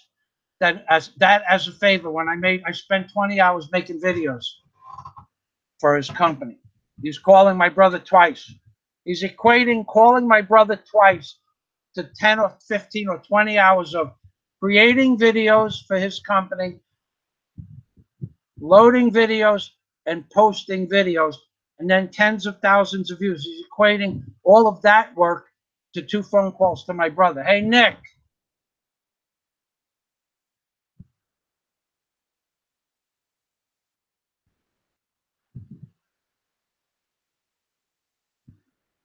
I'm not blaming my old friend for screwing me. I'm blaming you for screwing me because you couldn't get in your truck and go look to see if my truck was still even in existence. It might have got chopped up 4 years before that as parts. They kept the tag and title that I signed over to the guy because he was my friend for 38 years. And then I got a bill of sale from a junkyard for a truck that didn't exist. Meanwhile, they scrapped out a Ford, a 1990 Ford F 1990 Ford Super Duty F-250 with not a scratch on it. No scratches or dings on the door. Both mirrors in pristine condition. The hood and the front quarters were in mint condition. White roof was good. They could have chopped that car.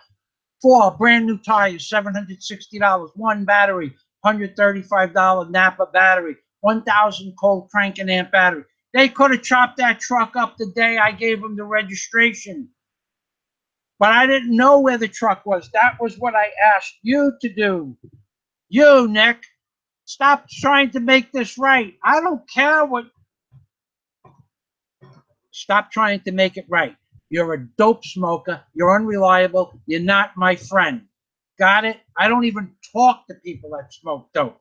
In real life, you were probably the only person that ever admitted to me that you smoked dope that I kept in touch with. Okay? I don't even talk to people that smoke dope.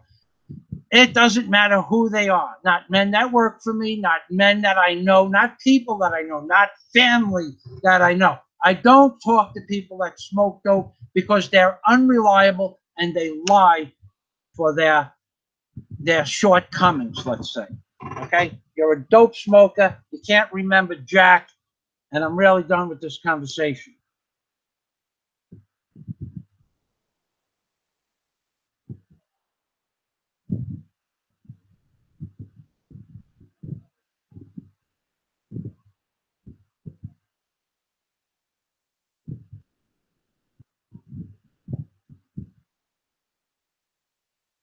Roger State. Rogue State. Yeah. I don't think it had a full tank of gas when I gave it to him, but it always, I never let it go down past the quarter. So there was $75 worth of gas in there. Good point. Thanks.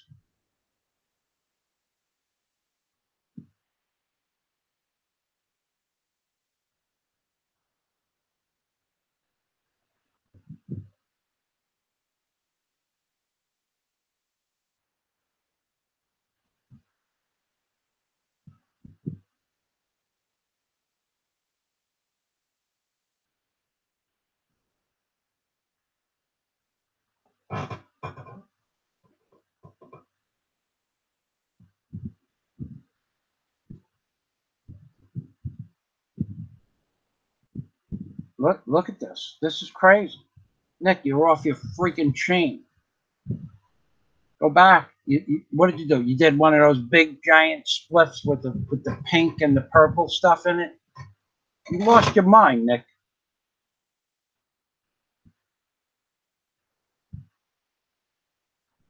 I don't care if you took the truck or not.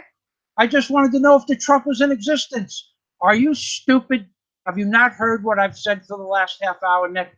Have you not heard what I said to you? I just wanted you to go look at the truck to see if the truck was still in existence, to look at the tires, to see if they were still the new tires, even though they were 4 years old.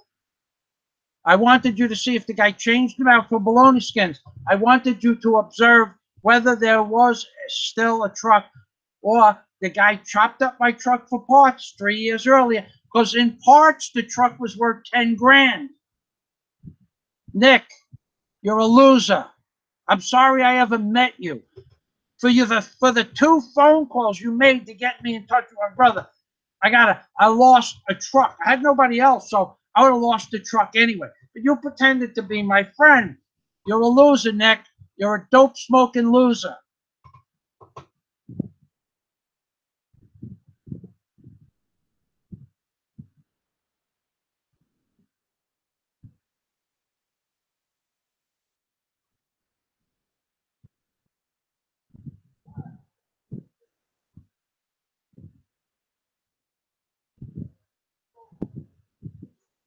I never said there was an email. I said that there was an email with the address of the truck.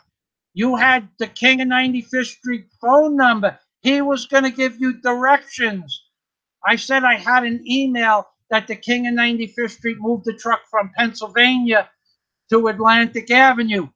Are you that stupid that you didn't hear what I said, Nick?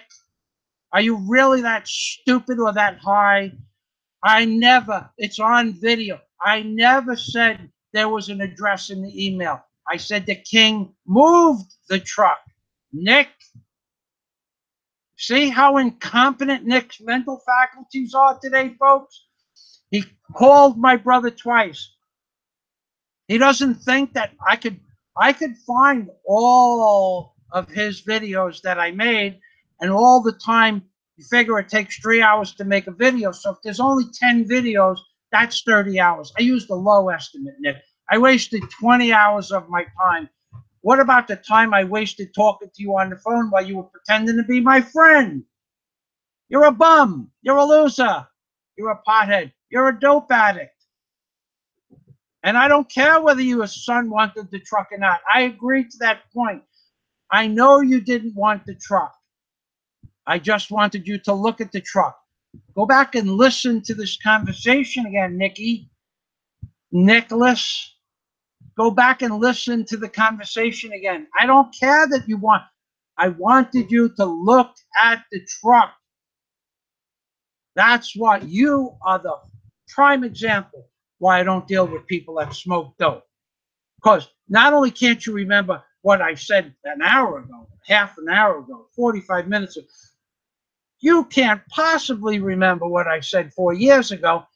And I never once said I gave you the address in Long Island. I said you were supposed to get the address and get directions.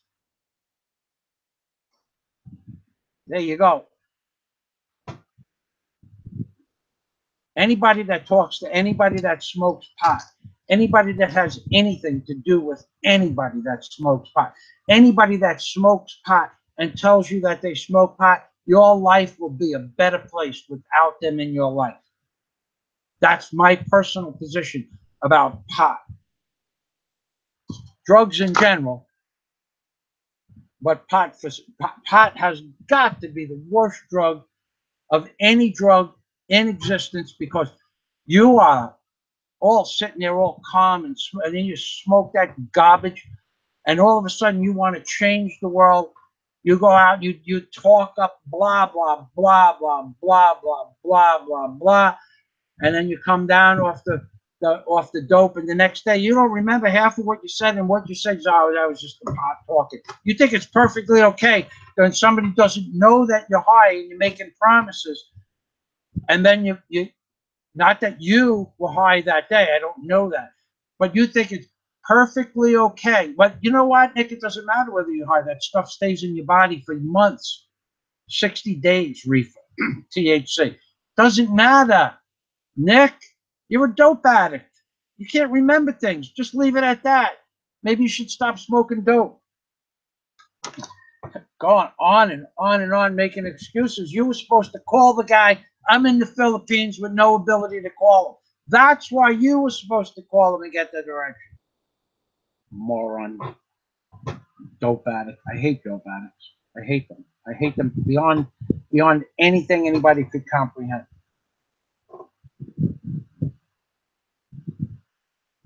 You said take care 40 minutes ago. So go away already.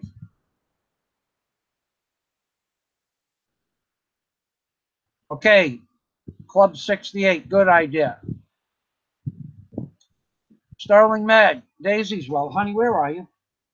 Over here. Come on over here. Sterling Mad. We're going to put Daisy on just for you.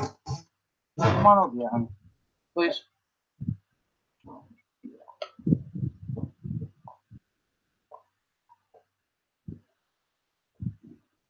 Here, come on here. Say hello to my friends on YouTube. Come on. By the way, this eyeglass fixed. What you see? The eyeglasses broke. I put them in my pocket. They weren't, I don't know, maybe this pair was an hour old or a week old. They all broke. I put epoxy and wire on the glasses, thick like that. I've had them in and out of my pocket for 5 months now. They're still working. Honey, come here. Say hello. Holly home. Come on. My girl, Daisy. Oh, Daisy also taught me how to break eggs. Itlogs. Itlogs are the word for egg in the Philippines. And when we eat a lot of hard-boiled eggs, like I have them for a snack in the middle of the night. No, maybe there's a lot of cholesterol, but there's no starch, and it's helping me lose weight. It's a midnight snack instead of something with sugar or rum. So Daisy, about a week ago, this is my whole life, I've been breaking the eggs and breaking them all around, like on the sides and at the ends, and it takes me like, I don't know, a minute or so to peel them. Daisy comes over and goes, here, just crack them once and then squeeze the egg like that, around and on the end. And the shell peels off almost in one piece. And about a week ago, and I'm like, yeah, okay. I've never heard that before. Never, nobody ever showed me how to do that before. I never read it, never saw it in a video. So about 4 days ago, I had an egg and I cracked it just once on the counter, and then I squeezed it like this. Like here, make believe this is the egg, and I just squeezed it, turned it, rotated it, squeezed the end a little bit, and when I opened up the edge of the egg, and then down the side, the whole thing peeled off in one piece. Huh. Honey, did you say hello? Please? Huh? Yeah, I said hello. And what else? Oh, Bill J, if you ever see this. Bill J thinks that Daisy's jealous because I posted a Lucky Lucy video by Palawan Underground River 12 of 23, I think it was. Yeah? And he thinks that Daisy's mad at me. Well, those videos were actually lost on the drive when I posted the series. They weren't in order. So I never really went back to that series of posting the Palawan Underground River videos. This one was in Sabang, and it was the beautiful white sand beach. And we did a river crossing on a bamboo river raft. It was pretty cool. It was only about 30 meters. If it was that at high tide, maybe it was less at lower tide. And Bill J thinks that he's going to come here and steal Daisy from me because I posted a Lucky Lucy video. Lucky Lucy is ancient history, Phil. That's from, geez, that's from December 2014. Our whole relationship lasted 8 days, if that. And most of those days, it was traveling back and forth from her house to the hotel because I didn't let her stay with me at the hotel because I didn't know her and I was in a strange city. And you guys here in YouTube land and in the Philippines that you sleep with strangers in hotels. I got news for you, dude. They have these little knockout drops. They put one drop on their finger and they put it in your on your lip. They go, oh, and they touch your lip like that, and you go like that. And 45 seconds later, you're sleeping. And they could put a few more drops on and you'd be dead. I don't sleep with strange women. I didn't sleep with strange women. Now, when we went to Sabang, we slept in the same room, and I did put her in the corner a couple of times. With no voice. Okay, I did put her in the corner. But Daisy knows about that.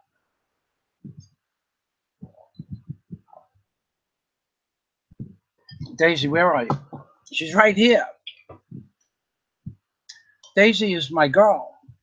We are together. There is no secrets with what I did before I met Daisy. What? Do you think Daisy expected me to be a virgin when I met her at the age of 60 years old? Daisy, did I look like a virgin when I met you? Yes, you are. I was a virgin to Daisy, and she was a virgin to me. It's like a flower, like a daisy. But neither one of us were virgin. Now, me, I was, me, I was, you guys, I like when you guys go to Thailand and you slept with 3 women, you slept with 5 women, you slept with 12 women in a week. We used to do that in a day, on a good day in Brooklyn. Anyway, not that, okay, I'm exaggerating with 12, but 6 or 7 would be no problem whatsoever. Gotta go, you gotta work. You gotta go to an afternoon bar. You gotta have something that they want, or 2 things that they want, or 3 things that they want. But to to take care of 2 or 3 or 4 in an evening would be normal. We would have play games. I think the movies. Yeah, I wonder. So Daisy said hello. Club 68, I'm back. Sterling mad, Daisy's well. Jack Thompson, I'm late. Sorry, Jack. You didn't miss much. You missed a couple of good rants, Jack Thompson. Vasalios, Chatsopolos. Oh yeah, we talked about the new. I can't get a new concrete mixer, but there's a gentleman named Mark Van Gundy that's going to look into it for me. Thank you for remembering. 68. That's a hard question. The bigger question would be, we'll leave that one for another day.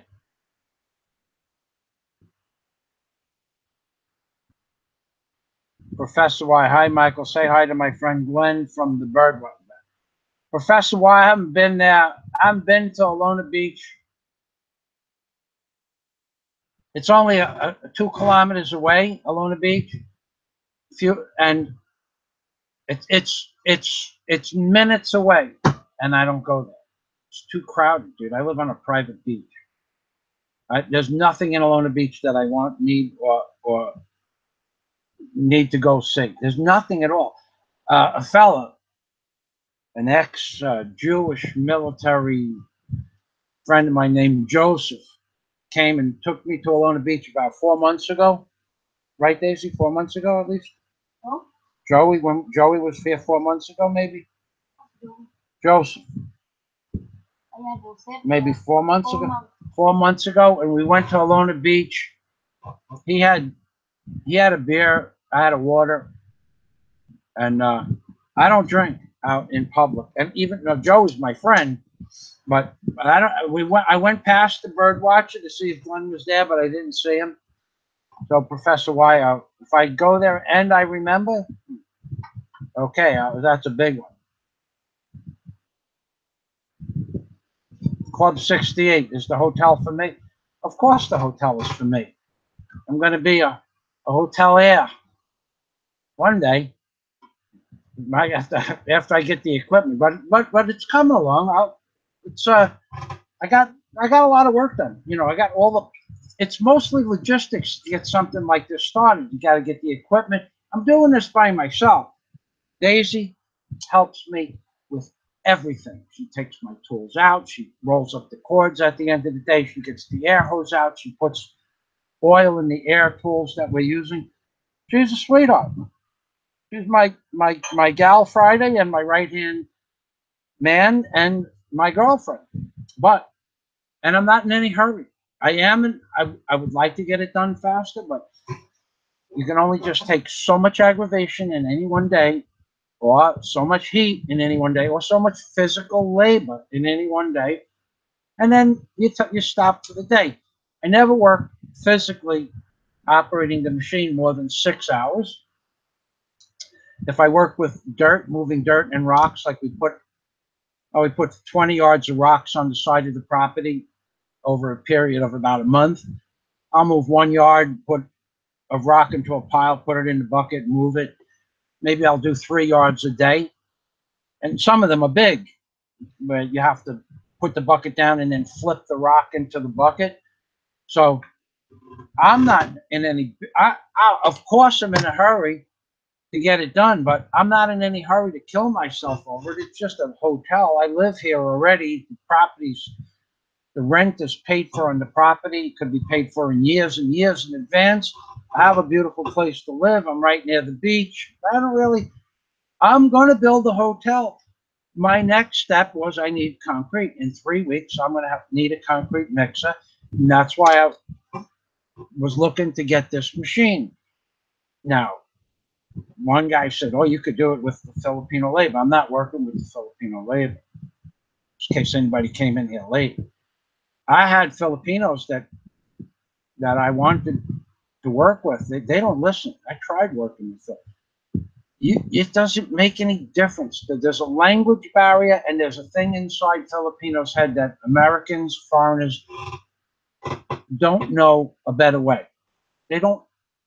I couldn't even get Filipinos to use a 3-foot high workbench and take a crowbar, 32-inch high workbench, and use a crowbar to take nails out of the wood. They wouldn't do it. It doesn't matter that I showed them that it's easier to do it on the bench, to bang the nails, to get them straight, to start pushing them through the other side of the wood, and to pull them with the crowbar. It's easier to do that. And the really hard ones, you put the wood down on the floor on 2 blocks of wood, one on each end. They wouldn't do it. They don't do it. They won't do it. They won't listen to foreigners. You guys don't get it.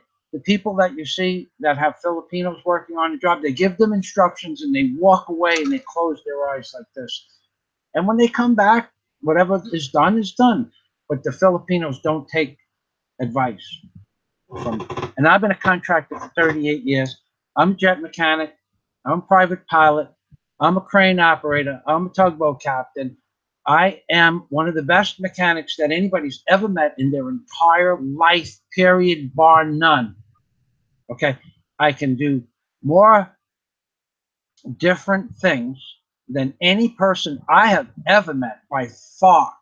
And no one that I've ever met even believes some of the things that I've done. And that's why I have the videos to prove it. But that's not the point. The point is, when I explain to a man I want him to take the crowbar, use the crowbar, and he insists on using a 16-ounce hammer with a wooden handle and small blocks of wood to pull out a 3.5 or 4-inch rusty nail. That's what you get here. It's nothing personal. They don't listen. Okay, so I don't care what they want. I'm in charge, but they won't let me be in charge. They have to be in charge on my job, even though I pay them. I don't care that I pay them a small amount of money. in comparison. If I explain to a man how to take a nail out of a piece of wood and his ability is not able to accept my instructions on how to pull nails out, what's it going to be when I ask him to do something hard, like lay something out? I'm the only person here that I want it laid out a certain way. I want certain reveals in the concrete for tile work. I want certain reveals. I have to sit there. I have to go stand. If I'm standing over them, I might as well do the work myself. They won't use a nail gun. They will not use a nail gun. They will not use a crowbar. They will not use a workbench. They work on their floor. If you were a Patreon member, you could see some of the job sites that I have videotaped on my Patreon videos that I can't post on YouTube because it's beyond anybody's imagination what some of these work sites look like. I can't work with a nail on the floor in a room. I can't work like that. If there's a room with a plywood floor, I want it swept. If there's a room with a plywood floor and I'm cutting wood with a power miter, I have a garbage pail next to the power miter. I have a garbage pail for the dust, a separate pail for the dust in case I want to use the dust for plants, not here, but in America. I have a garbage pail for small blocks of wood, I have smaller blocks of wood, and then insignificant blocks of wood in case I want to use those little blocks of wood to put between plywood that I paint. I have a hose. I put the hose, hang the hose over my head. I don't nail around the hose. The hose is always behind me, so I don't punch holes in the nail. Guy punches a hole in the hose with a nail. I got to stop for 3 hours to go get a little piece of pipe that fits in the hose and a couple of bands, and they will say they're sorry, and I leave, and nothing happens, and I come back and I'm upset. I don't want to get upset anymore. In America, my men listened to me. They didn't like me, but they listened to me. There's the difference. Here, they all like me, but they don't listen. If I got work with them, then they all wouldn't like me, and they wouldn't listen. So those are my options. Keep the people in the local area, my friends, that they all say hello. I can sit down in front of any one of their houses and chat with them. They invite me for Christmas. They invite me for any of the weddings. They invite me to all the parties. I can keep the friends I have here in the Philippines and do the job myself, or I can hire 2 or 3 local guys, and nobody will ever talk to me again. And it's not just me. I'm just the only guy that's going to tell you this. There are very famous people that live here, very successful, famous people that live here that I am friends with. Okay? They agree with me wholeheartedly. There are people here that own many, many things in life, have accumulated much wealth. And we sit down and we chit chat, and we all agree that you cannot give a Filipino advice when it comes to construction or basically anything else. Even explaining to a Filipino that they need to save part of their salary each week, and that's how they'll have enough money. Honey, where's the water? That's how they'll have enough money for food if they run out of work for 2 or 3 months. If they run out, no, they don't do it. They won't do it. They don't listen. Everything is today, today, today, today. Daisy, when I met Daisy, I remember clear as day. I said that whenever I spoke with a girl on the internet, I said, "How much money do you have in the bank?" "Oh, I don't have any." Well, tell me they don't have any money. Because they would say, "I want to come and meet you." They lived in, let's say they lived in Cebu when I lived in Bohol. Well, let's say they lived in Dumaguete when I lived in Cebu. Well, let's say they lived in Cebu when I lived in Cebu, but they were 15 minutes away by jeepney. And jeepneys run everywhere in Cebu. And the main jeepney hub was less than 700 feet from my hotel. So I would say, well, if you want to come and meet me, I'll meet you at the Ayala Mall. Well, I want to come and meet you, but I have no money. I said, well, it's only 25 pesos. Yes, 25 pesos, but I have no money. And I want to bring my girlfriend. Can you send me 200 pesos? Which is like, at the time was $5, because 40 pesos to the dollar. I'm going, well, tell you what, you come here and I will reimburse you for your travel expenses and your friend, and I'll give you 100 pesos so that you could do whatever you want with. Because 200 pesos is an entire day's pay for a laborer in the Philippines. But I had no money. When I met Daisy, I said to her, how many pesos do you have saved? And it wasn't quite 1,500 pesos. Am I right? You had like 1,400 pesos saved? Yeah. And she told me, I'm going, my God, this is the girl for me. She had 1,400 pesos. She was the first girl I had ever met in my entire time in the Philippines of over, at that point, we're together 2 years now, yeah? It's crazy. Come here. That's crazy. We're together. We're going to be together 2 years in January. That's crazy. And when I met her, she had 1,400. I think she just said yes to 1,400. She had 1,400 pesos saved. And she gave her parents money every month. And she had money to do things with. She would tell me she's going to go get a pocketbook or a pair of flip flops, which you don't think that's a big deal, but it is. So, so my point here is I try to explain to Filipinos that the job that they are working on, which is on my block, is going to end shortly. And I have no work for them. They asked me for a job, and I said, no, I'm going to continue working by myself. And they're okay with that. They were 100% okay with it. They know I bust my butt in the sun. I work in the rain because it's cool in the rain. I work early in the morning or late at night. These guys know that I work, and they respect me for that. They don't care if I hire them or not.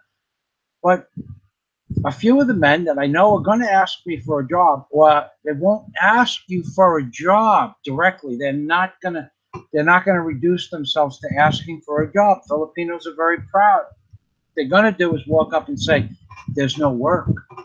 They stopped the job. The landlord ran out of money. Okay. Yeah, I'm not going to have any more work.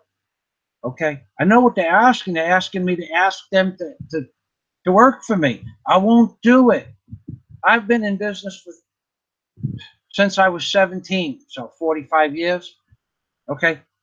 I don't, I know every trick, every question, everything to ask. When they tell me that the job ended, they're already asking me for another job. But they're not asking me. They won't ask you directly because if you say no, it would insult them. So they give you the courtesy of not insulting them. But, okay, the job ended. Oh, sorry to hear that. Okay, well, there's not going to be any more work. I understand. I just word for word happened 3 weeks ago.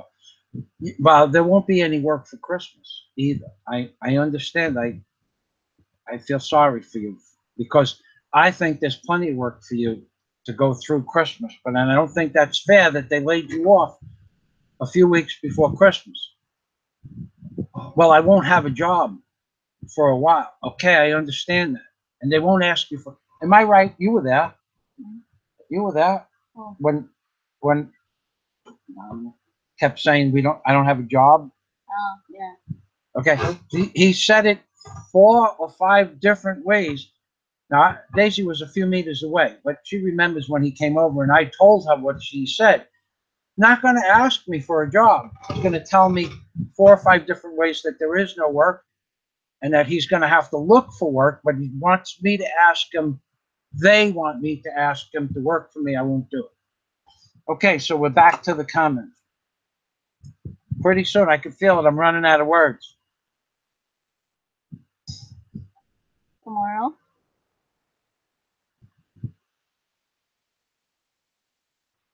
Jack Thompson says my rants are epic. You have no idea. I have a rant in me that's going on YouTube. It's going public. Not today. This is nothing. This is a baby rant.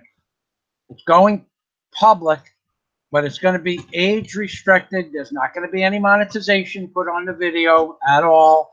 I'm going to put age restricted, not copyrightable. And you people are going to absolutely freak for this Christmas story. I know I have it laid out, not on paper, but in my head, and it's going on YouTube. You screw me for $3,800, I'm going to tell a story.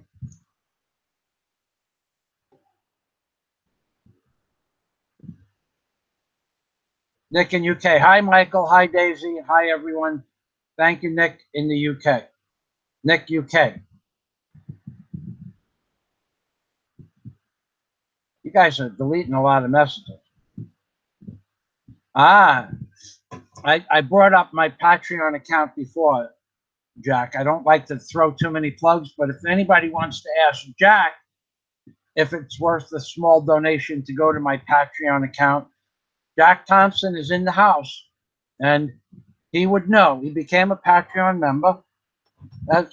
As I said before, there are 70, now there's 85 Obama / the DOD.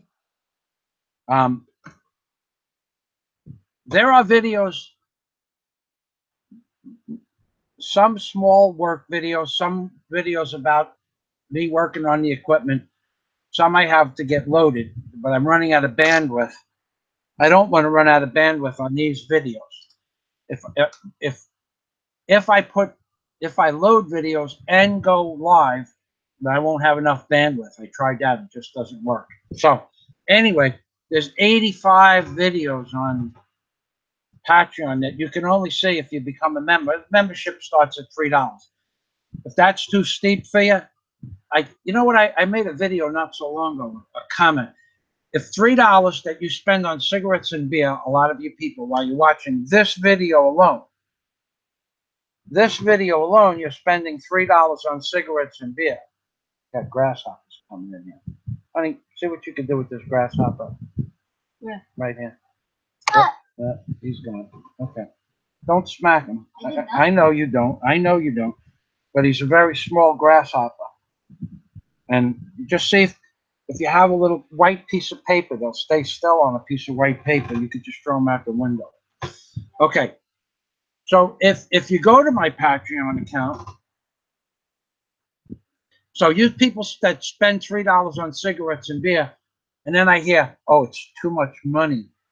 $3 a month. Okay, it's too much money. So here's what I suggest you do. Okay, he's on top of the computer now, sweetheart. You know what? Wait, hold this. Oh, he's going. He went into the back of the computer. Okay. I suggest if $3 a month is too steep for you, you stop watching YouTube videos, and then you go. Oh, here he is. Oh, come on. Oh, gone again. Wait, he's quickie. A little quick little guy. Okay. Okay. I don't know if I got him. I think I do. Okay, open up the door. Hold on. I have a grasshopper. What, honey? Open. The door is open. Oh, yeah? Are you sure of the mood, cow? No, gayon. Ah, the mood, kayo. I think I got him. It was so small, it wasn't moving around. Okay, so I'm going to go digressing back. You think I lost my place. Okay, so it's $3. A lot of you people have smoked more than $3 worth of cigarettes, let alone how many beers and shots you did. And if that's $3 is too much for you to enjoy, I have 2,000 videos already loaded from the year 2000 and from April of 2012. There are 2,200 videos that are loaded to YouTube and that are private. So, and all those videos are going to go on. Well, I've had Patreon now 2 months. I have 10 subscribers. All of those videos, and I've posted 85 videos in 2 months. So I'm posting, it's going to be 40 plus videos a month. Originally, I was going to do 15 a month, but when I counted how many videos I had that are not public, even junk videos from what I thought was junk years ago was still comedy. I mean, there's DOD videos that you couldn't post on YouTube even when I made them. I got off on some weird tangent on a few days. I have a Manny Skywatch butt plug video. I would not dare post that. And with Mr. Obama twerking on it, twerking on a plug, post those on YouTube. I know that I think I could get away with it if I posted them with under age restricted with no monetary value, but why should I? I have the perfect venue now, Patreon. I could post anything I want there. And for the really, really, really sick ones, and there are some of those, anybody who posts more than $10 a month, pledges more than $10 a month, they get private emails with those videos. Which, by the way, if anybody of you guys are out there watching, I just haven't put those together. I know I was going to do it by the 16th or so, and some of them I posted as age restricted. I do have to get to that, but I didn't forget. It took like 4 hours to post the 10 videos, to find 10 really good ones. So maybe you'll get some extras for Christmas, but I still posted 40 videos, 85 videos in 75 days. So that's a video a day, or 55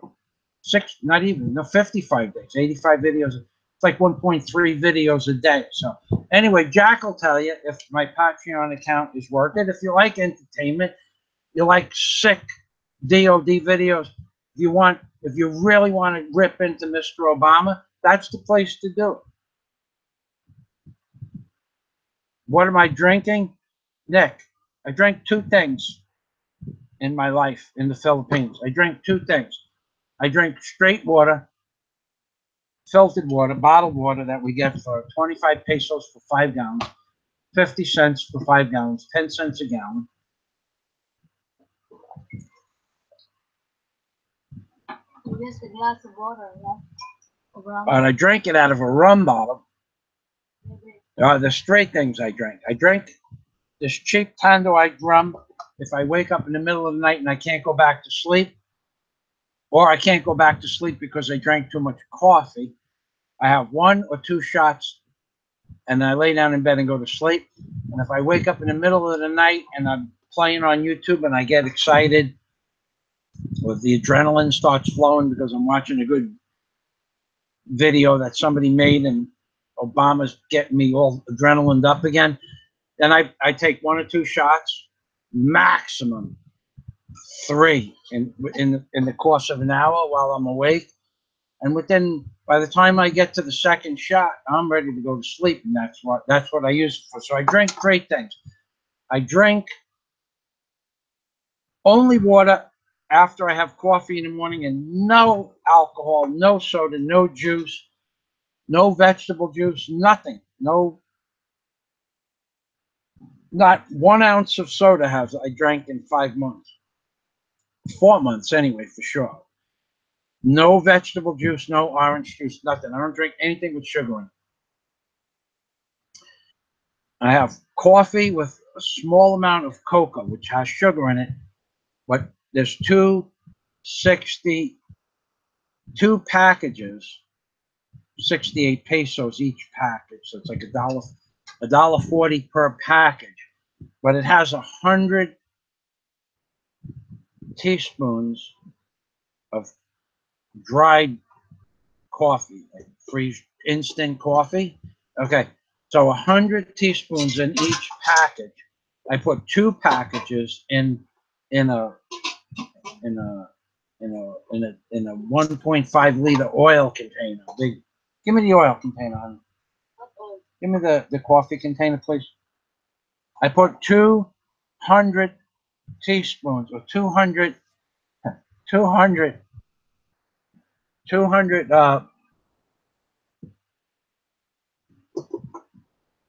enough coffee to make 200 cups of coffee in this container with a little bit of what we have called Milo. No sugar, although I originally put sugar in it. I don't put sugar in it anymore. Milo is a chocolate drink they drink here. It's like cocoa. And I put 200 packages, or 200 amount of coffee, 200 in there. And then when I take that, I just tip it over very lightly into my coffee cup. The Milo is only in there to keep the coffee from, you know how freeze-dried coffee, instant coffee gets into like a paste from the moisture. The Milo was there like a cereal to keep it from turning into like a paste where you would be useless. You'd have to mix it in. And I take like 1 tablespoon of coffee, a full loaded tablespoon of out of that, and put it in my coffee cup at 7 o'clock in the morning. And I don't even start to run down until 8:30 at night. So it's 14 hours of coffee I eat at the same time. But what I have to do after I have the coffee is I have to find something to do. I just can't sit down. I get frustrated. It's like it's coffee high. I mean, caffeine is very strong. So I drink coffee with Milo. I drink water, and then when I want to go to sleep, I have 1 or 2 shots of this cheap Tanduay rum, which is exactly 103 pesos, or $2.06 for a full quart. It's the only thing I drink. I don't drink tequila, although it looks like tequila. Answer your question? Yes. No, Anthony. I don't want to hear that Filipinos can't save money because they're dirt poor. They don't save money because as soon as they have money saved, someone needs that money because the rest of the family is poor. They don't know how to say no to a loan. So in that case, they're very generous with their money, but then they never have anything for themselves. And the problem with that is, and I could give you instances of families that I know, is that if a family has, say, 3 children living home and 1 is working, well, and 1's going to school, 1 may not work and just live off the 1 that's working. Many times the wife works and the husband is a stay-at-home husband, which I think should be the other way around, but that's the way it is here in the Philippines. But no, it's not the case that they can't save money because they're dirt poor. They can't save money because they don't know how to spend the money that they have. Even if you gave them 1,000 pesos a day, which 400 pesos, 500, about $10 a day now they get paid. When I moved to the Philippines, they made $4 a day. Okay, even 500 pesos a day, 3 weeks after the job ends, even if the man is single, he won't have any money. If he has a wife and children, 2 or 3 weeks later, they're broke. They have to go start borrowing. That's the way it is here, dude. Don't tell me they can't save money because they're poor. They can't save money because they've never been taught how to save money. Most of the people that are my age or in their 40s don't have any education here. Anything about economics. You only have to save if they make average worker makes 300 pesos a day and they save 30 pesos a day at the end of the month, that's 900 pesos. Okay? No Filipino has 900 pesos in their pocket because, as you said, they are poor. But very few, not the average Filipino worker. I lived in a building where 7 men came to work every day for 2 years and never had a load in their phone. Never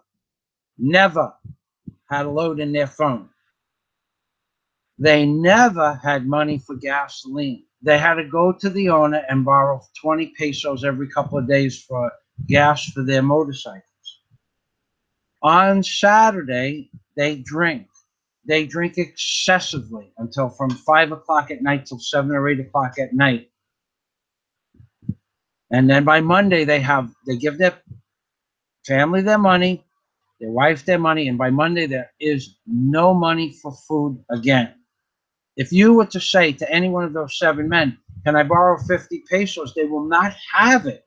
They know you're going to give it back to them, but they can't keep 50 pesos in their pocket. They'll buy cigarettes. They'll buy pint of rum. Yeah. Am I telling the truth? Yeah, I'm telling the truth. And then they will go to the sweepstakes, lotto. A lotto. Oh, God. Yeah, Anthony, lotto. Tell them about the lotto, what the people do with the lotto. Oh, Every day. There's a guy that comes around every day yeah. and collects pesos, the peso lotto. You can't even get into the lotto stand locally at certain times of the day, and on Saturday afternoon, they spend their whole paycheck, whatever they have left over, on lotto. There's a guy that comes around, nice guy, very pleasant fellow, always says hello. We always chit chat if we have time. He collects the pesos for the peso lotto. They'll all spend their last peso on the lotto. So it's not even a question of having 50 pesos. They'll spend their last peso on lotto. So getting back to this, Anthony, it's not because they're poor. It's because they lack understanding of economics. They're not bad people. They just don't know how to save money, and you can't tell them to save the money. And if you tell them, I will save the money for you, they're going to want it right within 2 weeks anyway. So there's no point. And if you tell them that you're going to hold back money on their pay, I've tried all of this already. I've been in business for 38 years. I've tried this. If you tell them you'll hold back like 300 pesos from their pay, they don't want that. They want it all. And on Monday, they'll come and borrow money from you, 20 pesos, 10 pesos for rice, 10 pesos for lunch. They get the water. I don't know how they drink it out of the hose, but some of them do. Or they get the water from the building manager. They're dirt poor with 8 to 10 kids, Anthony. So whose fault is that they have 8 to 10 kids? Is that my fault that they have? Should I pay them more because they have 8 to 10 kids? Is anybody in the Philippines giving me money? No. I mean, I understand your point of view. They have 8 to 10 kids. But that goes back to education and economics. If you know that a child is going to cost you, an American person having a child in the Philippines is going to cost 2 million pesos before the child's 18. Maybe for a Filipino, 300,000 pesos before the child's 18. But they don't have 300,000 pesos, and they still have 1 or 2 children every 3 years. And knowing that they're not going to have 300,000 pesos, they only make 6,000 pesos a month. They're going to make 60,000 pesos this year, and they have 2 children, one right after the other. Each child costs 100,000 pesos to have, or more, in the first year. Well, where are they getting the money from? They borrow it. They beg, borrow, and steal. Or they have the child born out of a hospital with no medical attention, no doctor care. So don't tell me that it's because they're poor. It's lack of education. It's lack of the concept of economics and savings. It's not that they're poor. They have no education.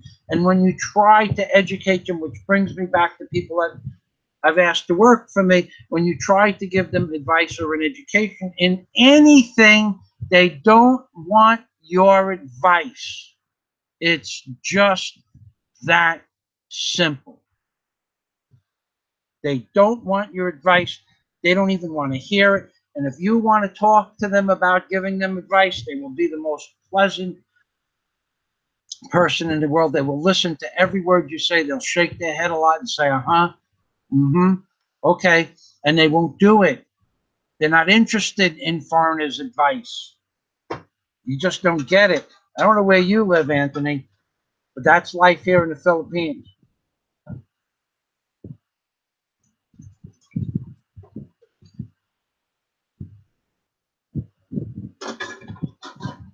Thank you, Jack. Appreciate your look, $3 a month. Okay, just going back to Jack is giving me a little plug for my Patreon account. You guys spend $3 a day on beer, cigarettes, $3 a day. That's chump change. $3 a day for cigarettes in America. Considering a pack of cigarettes costs $10, it's $15 now in some places. Okay, and beers, they're not $1 anymore. They're $1.50 for a decent beer.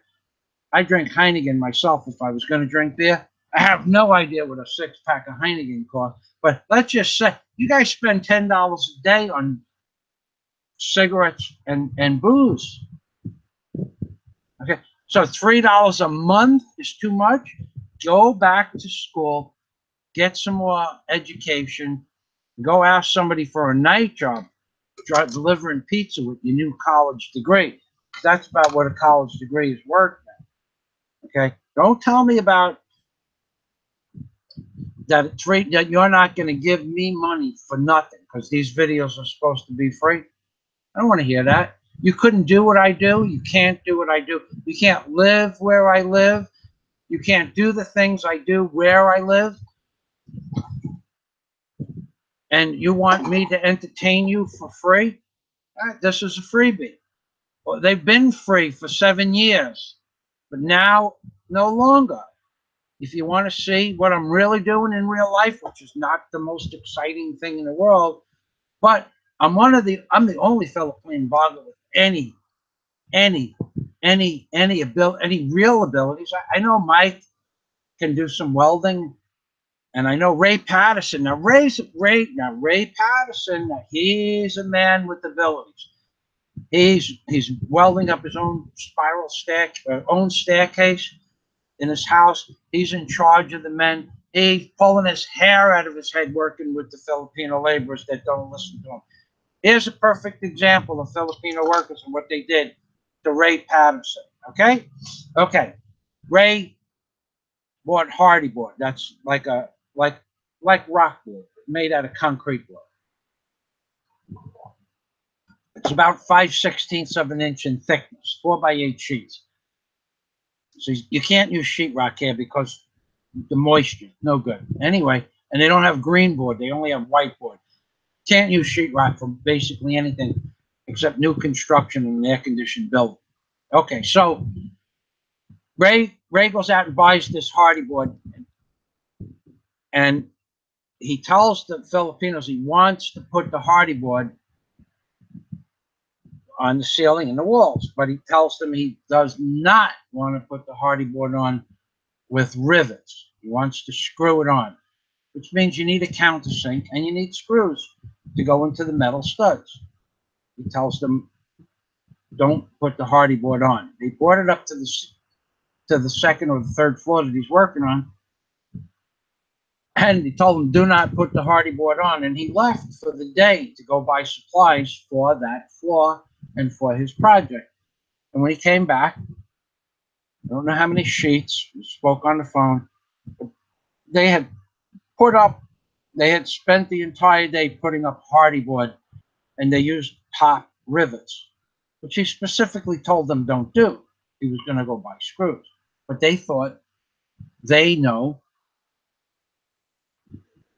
Well, okay, I'll go one step further. Top rivets will hold the hardy board onto the metal studs much more efficiently and much longer than screws. However, screws will hold it on forever. You just have to countersink them and be gentle while you're screwing it. But it's a flush surface, and that's what Ray wanted. He wanted a surface you could put a light on the edge of the wall and get on the other side of the wall and look down and not see ripples in the wall or sanding, any kind of spackling marks. He's a professional. They didn't do that. They put pop rivets in, and they just said, what they told them word for word was grind down the pop rivets with a grinder. Yeah. If you grind down the head of the pop rivet off the thing, then there's nothing that holds it. That's what they told them. That was their answer.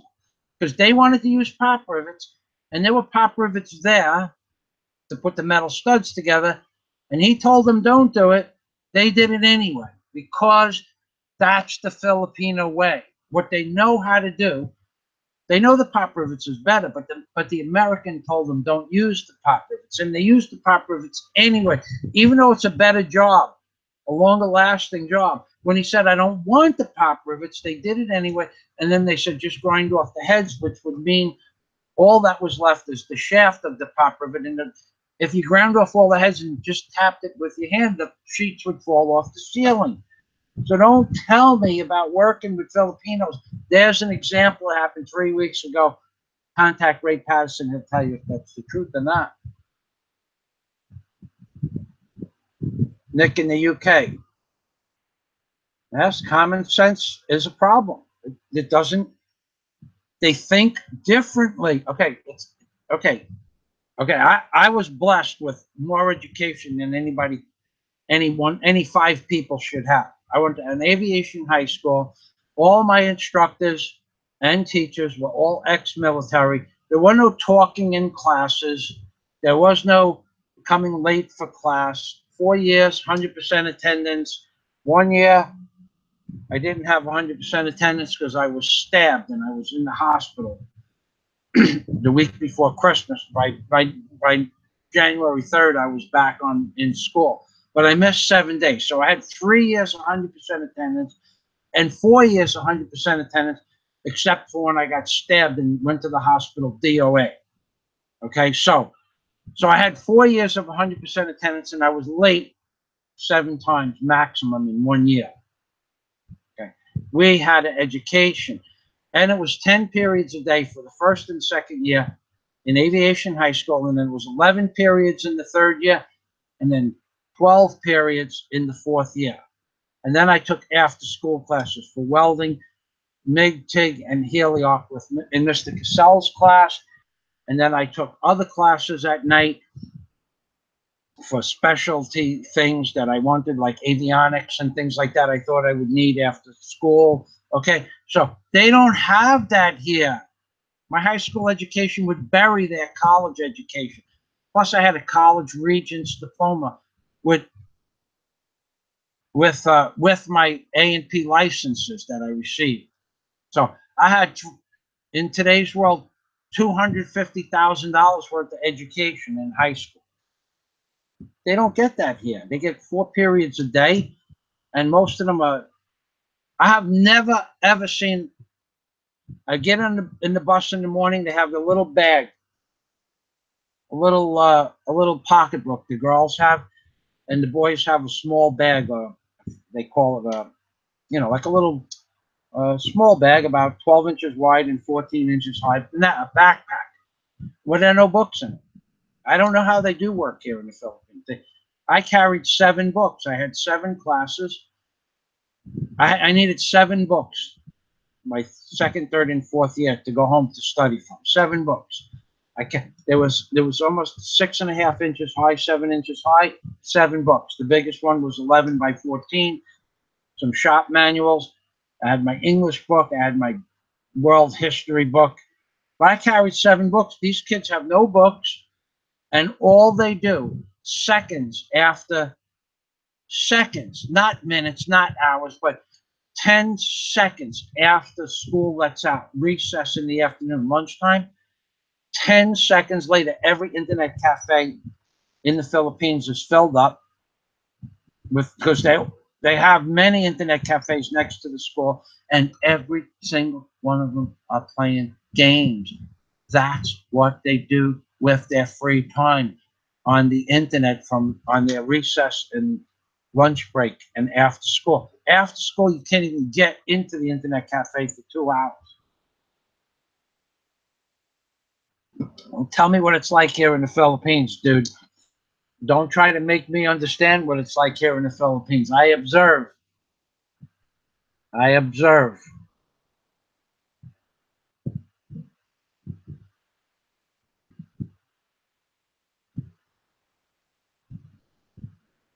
So, Jack, thank you.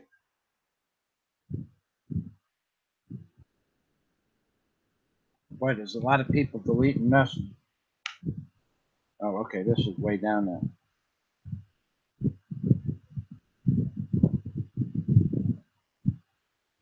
Okay, we're back to Nick. Common sense, yes, common sense. They don't have the education that's needed for common sense. Sorry to say it, but it's the truth.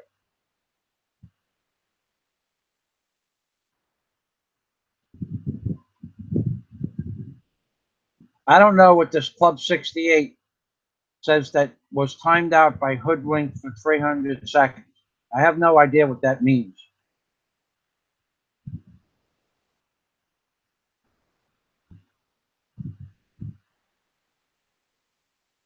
There's an oldie but a goodie.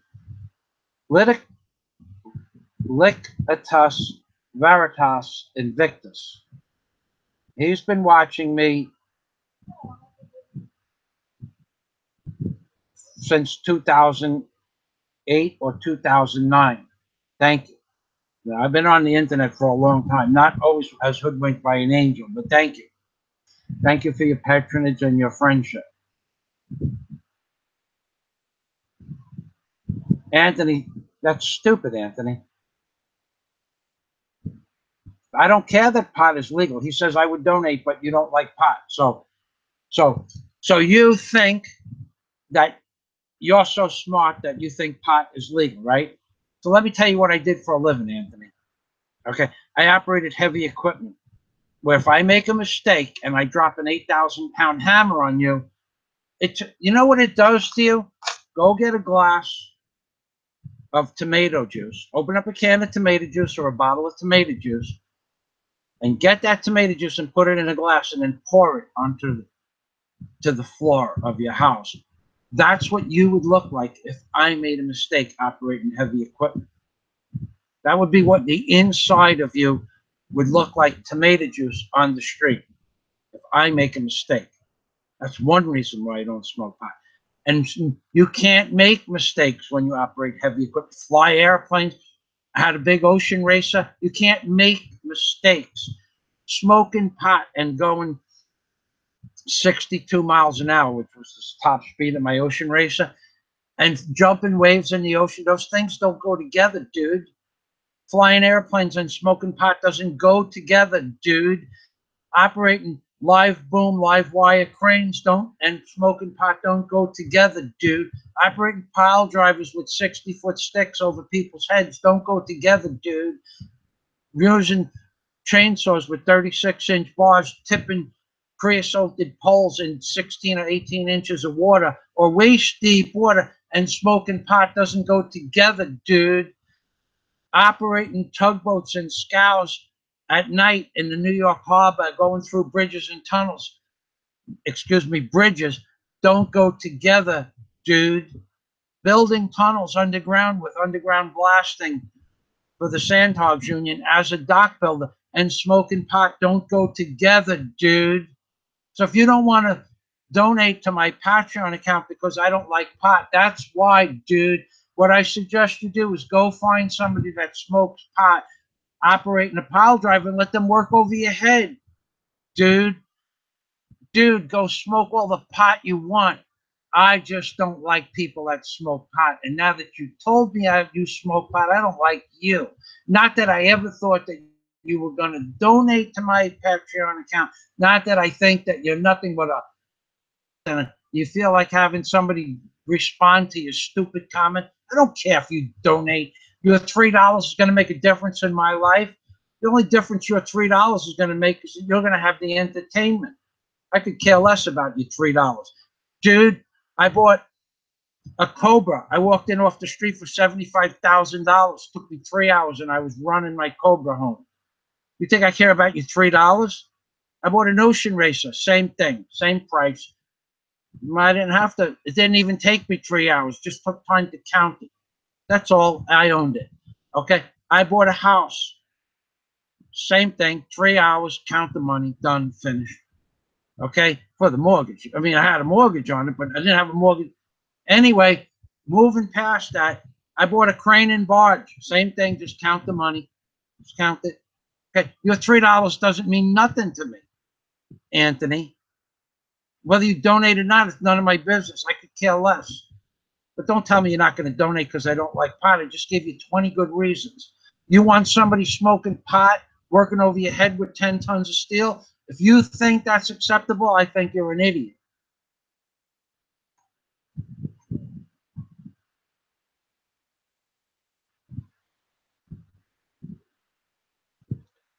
CO the gap. Pot makes me paranoid too, dude. I could walk down the block. I could walk down the block doing anything, and you would never know I was doing something I shouldn't do. When I lived in America, it wouldn't make a difference what I was doing. Didn't make if I was taking deposit for a job or dropping money off to somebody for a piece of equipment, I could care less what I was doing. I never even looked over my shoulder. I was totally aware of where I was. When I smoked, when I smoked pot as a kid, at 21 years old, I didn't even do anything illegal at the time.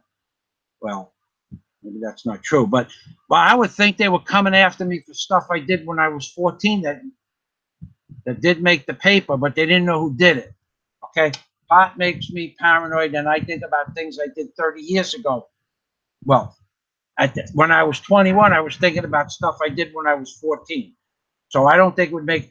And when I was 28, that I smoked pot that one time, all I did was eat, and I was paranoid. On top of that, I thought the girl I smoked the pot with was a federal agent, and they were going to raid the park because we were smoking in a federal park. I thought I was going to get arrested. I had no idea where I was, what I was doing. All I know is that I was with like 3 beautiful girls that wanted to smoke pot.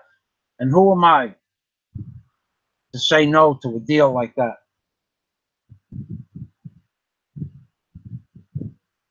I don't mix it with nothing. Nick from the UK. I drink it straight, 2 shots, one right after the other, and walk to the bed and get in bed. That's how I drink my tandoori. Either 1 shot straight, no water, or Anthony said, I need a different strain of pot. Yeah. Dude, let me tell you something, Anthony. I'm not going to tell you who. I'm not even going to mention his name. But I know guys in America that grew some of the best pot you ever saw in your entire life. Before all of this custom weeds, plants, and all this stuff that came out, okay, before that, when hydroponics was in its beginning stages in the early 80s, I know guys that had rooms 12 by 12, 12 by 24 rooms painted white with plastic on the walls, plastic over the windows, nitrous, CO2, nitrous. They had no CO2, 4-foot CO2 cylinders delivered to their house. They had suns, automatic suns that went around the ceiling of the thing. And the reason why I knew that is because my friend was always tan, and I'm going, how the hell do you be tan? It's the middle of January. How do you get a tan? And he knew me. We knew each other since we were 5 years old. He goes, oh, you want a tan? I said, yeah. How do you go to a tan? He used to tell me he goes to a tanning salon. I'm going, you're all red, and I've been with you for the last 2 days. You didn't go to no tanning salon since this morning. After he took me into one of the rooms in his house, and he had, and the funny thing is, when I was 14 years old, I came back from California with some seeds that this guy was growing. We're talking about 1969. He was using the seeds I gave him from 1969 through different strains. I know more about pot and different strains. This guy had weed that was purple and blue and orange and green back in the 80s. I don't need a different strain. I just don't need pot in my life. It's a freaking, I call it the stupid drug. Okay.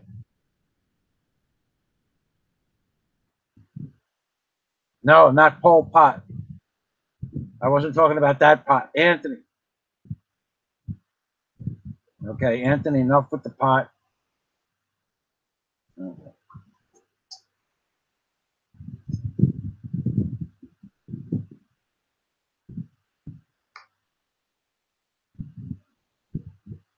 Okay, my Pinot tell me if you want to send her mom 500. Yeah, okay, my Pinot tell me if I want to send her mom 500 pesos a month. CO degree. Yeah, okay. You send her the money. $20. CO degree. 500 with a dollar sign after it. So 500 pesos is $10, not $20. But you send it if you want. It's up to you. I wouldn't ever tell you not to send it. Just why don't you ask her for a receipt? But $10, I don't think I would ask her for any receipts, dude. Otherwise, she's not going to be your girlfriend much longer. Bob Cooper, Filipinos live day by day. Yes, they do.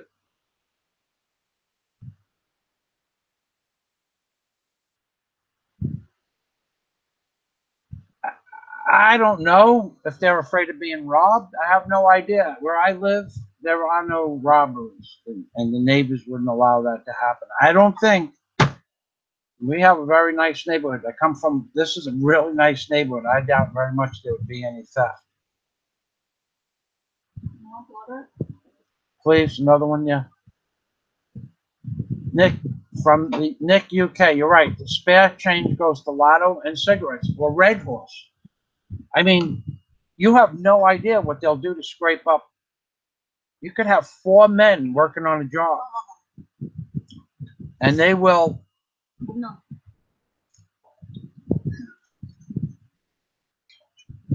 Damn, Daisy, that is cold. Much colder than normal. Put it away, please. I'll take the warm water next time, okay, honey? Yeah. All right. Yeah, you're right. So I was there'll be 4 guys, and they will. It, okay. In the hotel I used to live in, people would take their bottles and leave it outside the door. And the Filipinos, they would actually physically knock on the door and ask the people before they would take a bottle. It's only like a nickel deposit, but they would not take the bottles. They're pretty honest. That's one thing I got to give them. Okay, but at the end of the hall, they knew that if they left those bottles at the end of the hall, man, in the building, so they would take those and put them on where they were working, and at the end of the week, they would see if they had enough money, bottles to scrape up for a bottle of Red Horse, and that's what they do. So, but they wouldn't have it during the week. They didn't drink during the day, and they didn't drink on the job. They waited till Saturday after work. So, but they want their booze, they want their cigarettes, and they don't care if that's their extra money. Well, if you're going to save money, you have to give something up. Now, me personally, for me to give something up, I've done it many times. But when I give something up, it's gas at $500 a day to take a boat ride. I stopped taking $500 a day boat rides twice a month. I go once a month. When I had the ocean racer, gas was 500 for an hour of playing in the ocean. Okay, $500 is 25,000 pesos. So I gave up stuff too. I gave up a day out in the ocean, a month, so I could afford to buy, I don't know, Bobcat Trail, whatever I wanted.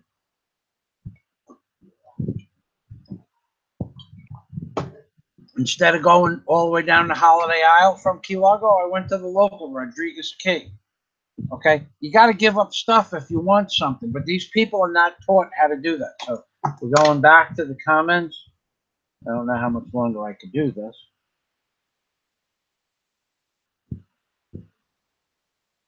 Bob Cooper, I think you're right. I think they do have a bank account. Some poor people do, but they just don't save. Professor agrees with Bob Cooper. I hope I didn't miss any part of it. I don't want to hear that, C.O. Degas, that their children take care of them when they get old. Who are they to decide their children's futures? Okay? In America, we are the other way. Our parents take care of us when we're young, and then we take care of ourselves, and they have enough money to take care of themselves until they get very old and they need care. But I don't want to hear that. It's not the way I was brought up. Every member of my family, the children became adults. The children went and got out and saved money. The parents helped them even. Their parents didn't take any money from their children once they went out on their own. That's ridiculous. The parents had enough money. In my family, the parents had enough money saved to pay their bills. So what you're saying may be true, even if it's true for 98% of the world. It's not my part of the world.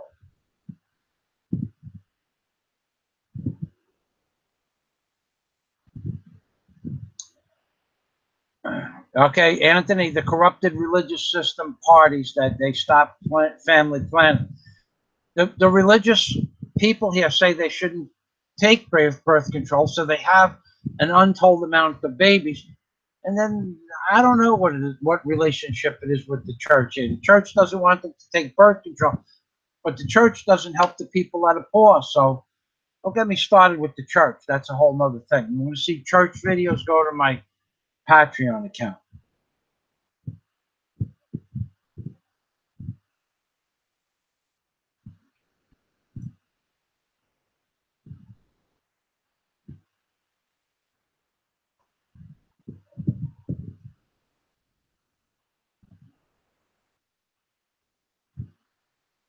Yes, Licitas Veritas Invictus. Yes, they have the Bernie Sanders economics education. Give me, give me, give me. If they're not working, okay, let me make this clear to you. Okay, let me try to explain. Let's just say that one of you fools moves to the Philippines and you are foolishly wealthy. Okay, let's just say, let's do this as an experiment, because I already did this with 32,000 pesos of freebies in 8 months.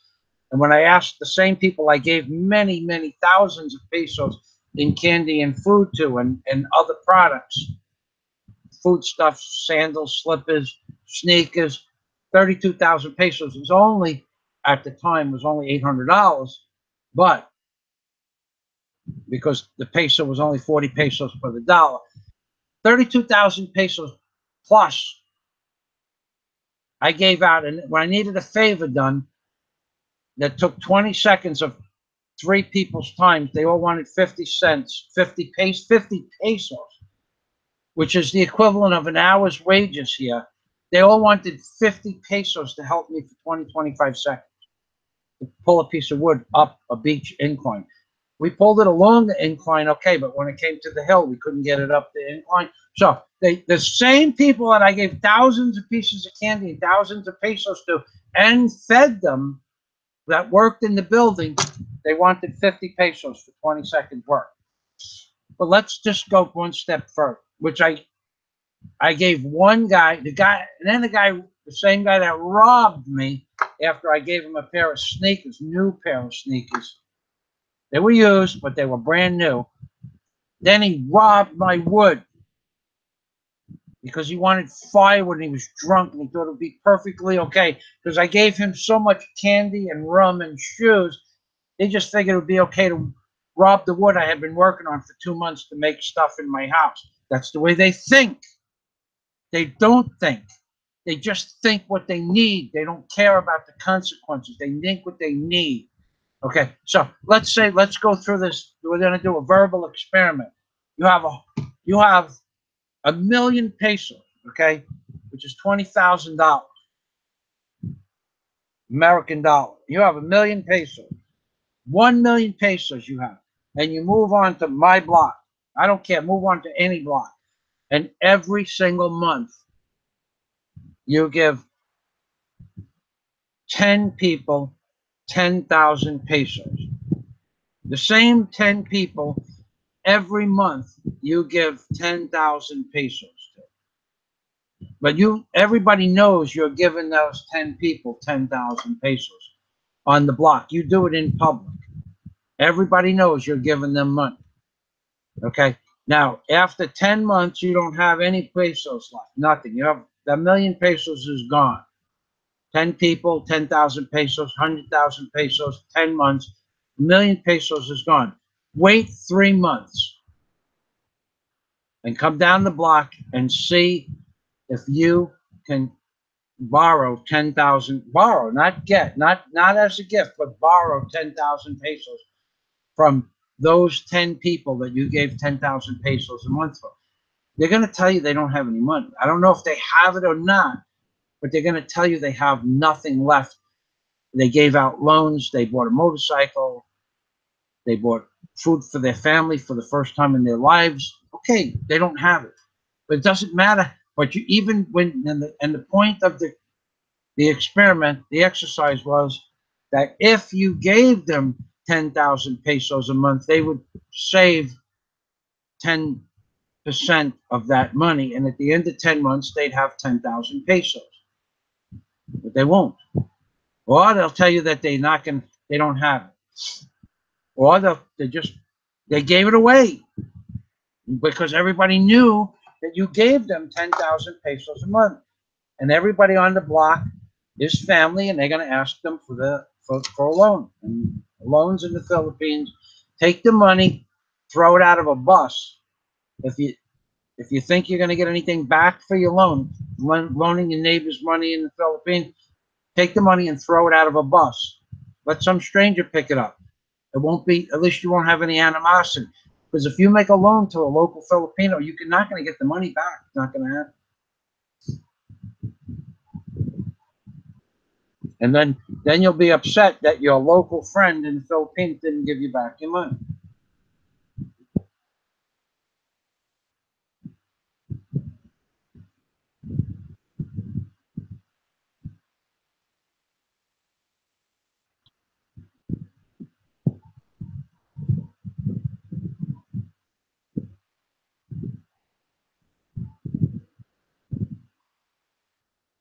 It's not a point of whether you have 1,000,000 pesos or not. It's an exercise. Even if you gave 1,000,000 pesos out in small increments, but it was known that you gave the money and gave a loan, you wouldn't be able to collect 10,000 pesos from those 10 people. All right, so, honey, you want to eat?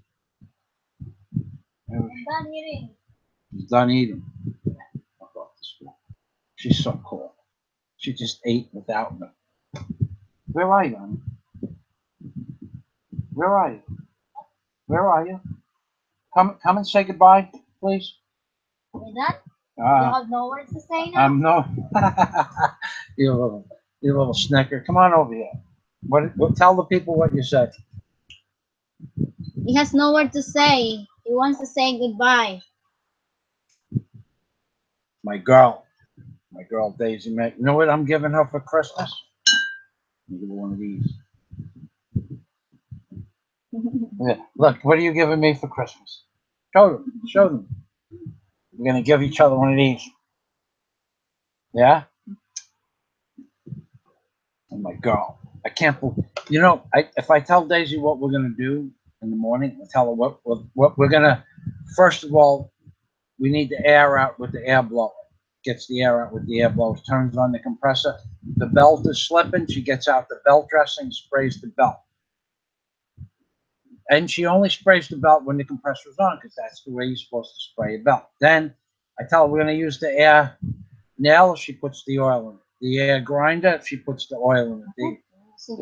The needle scale, she's cute. She says, I thought you were going to say goodbye. I did say goodbye, but now I'm back. So then anything, I tell her we're going to need the oil. To put oil in the motor, she gets the 5-gallon bucket of 40-weight oil. I tell her we're going to need hydraulic fluid. She goes, the full one or the one that's half empty? Tell her, well, if you could get the full one and the half empty one, we're going to probably put that much in there today. Okay. And she goes and gets the 5-gallon bucket of hydraulic oil and picks it up like this and walks along the thing. If I tell her I need 2x4s, she goes up to the roof and goes, how long? Long ones, short ones? She is so cool. Yeah, she's pretty cool. So I doubt very much. What about look at the camera? Look into the camera. Did you get upset about the Lucky Lucy video this morning? No. She doesn't care about Lucy. Lucy is like, and then when I told her what Lucy did, Lucky Lucy, the Lucy video I posted this morning, that girl, I don't want to talk bad about Lucy, but when I met Lucy, our agreement was I go to Palawan, no relationship, no emotional relationship. I go to Palawan, I pay her way, I bring her out to breakfast, lunch, and dinner. When we're together, she makes videos with me wherever we go. We went to the alligator farm, we went to the city, we saw the Christmas tree, we went to her house, she showed me around, blah, blah, blah, a little around the stores, we went to the market. Then I took her to Sabang. And that was supposed to be her vacation. Never asked me for any money. Of course, I paid her transportation and gave her some extra pesos for her daughter had just had a baby and they needed medicine. Small amount of pesos, 500 pesos. 500 pesos for Christmas Eve for food. Okay, which they spent on food, but they didn't make any food Christmas Eve. We had rice. And anyway, so I take it to the Sabang, and after the second day, and I say second day because the first day we spent in the taxi, the van. Okay. Then we were there for two, could have been 3 days, but on the third day she tells me, I have something I want to tell you. We want to tell me. She tells me, she goes, I'm gonna need to get paid. What do you mean get paid? But she had a little store. Like the store was 4 foot deep and 10 feet wide. She had a little store. She needed to get paid. We get paid for what? She goes, well, I'm not at the store. I'm going, yeah, but your daughter, you have the storefront with the screen bars, and then 4 foot deep the door is, and that's your daughter's bedroom and the living room. The living room and the bedroom in the same room. Yeah, but my daughter is very busy, so I had to hire my niece. I'm going, hire your niece? Your niece was coming here to go to school for 6 months. She's going to stay with you anyway. She should be paying you to live in your house for food. She goes, well, I said, how much do you need? She goes, 600 pesos a day. I'm going, 600 pesos. For what am I paying for 600 pesos a day? For my niece, and in case my daughter has to help at the store. Now, she had a store, and I was there Christmas Eve and Christmas Day. And she did 75 pesos in business, and that was my business, buying candy for the children locally. There wasn't many children, 4 or 5, and I gave them enough candy where I didn't want to ruin their appetite. But I bought them whatever they wanted 2 or 3 times a day. They just wanted a few pieces of candy. But she wanted 600 pesos a day to own it, to have a girl sit in the store that she's living in the house for free. So I said, you know what? I didn't say much that night. I might have put her in the corner, but I didn't say much. The next day, I said, you need to let's pack. Because I said, you serious about that money? She goes, yes. And I said, well, how much money do you think I owe you? Just a question. So at that point, I was with her for 10 days. I got there like on the 18th of December, maybe I got there. And it was, maybe the 17th of December, whatever. It was about 10 days since I met her. But the first 6 days was in the city of Palawan proper. Then we went out to Sabang. So I knew her for 10 days. So she told me 600 pesos a day. Well, why? We're only here in Sabang that your niece was only in the store 2 days. She got there New Year's Eve, the day after New Year's, and now we were in Sabang after that. Yeah, but I get paid from the time I met you. I'm going, whoa, whatever. This was never part of the deal, Lucy, Lucky Lucy. This was never. I never said I would give you money. Yes, but I am with you, and if you want me to talk to you, I need to get paid. So that was in the morning. This night she asked me for the money. The morning she told me the back pay was retroactive to the. Surprised she didn't charge me for the time I spent on the internet talking to her before I met her. So I said to her, look, let me pack you. Let me pack your stuff. I'll go to town and get some money. Because Sabang was not the kind of place that I felt comfortable with a lot of money. It ended up being safe, but I went to town and I got money. I took Lucy. She packed her stuff. The van leaves at 2 o'clock from Sabang back to Palawan City proper. I took her to the police station, which is right across from where the van. I introduced her to a police officer there. So my name is Michael Fauser. I handed the man my card. Her name is Lucy. I don't know her last name. I don't want to know her last name. I want you to see that Lucy in the camera on the ceiling in the police station. Lucy is in good condition. No one beat her up. No one hit her.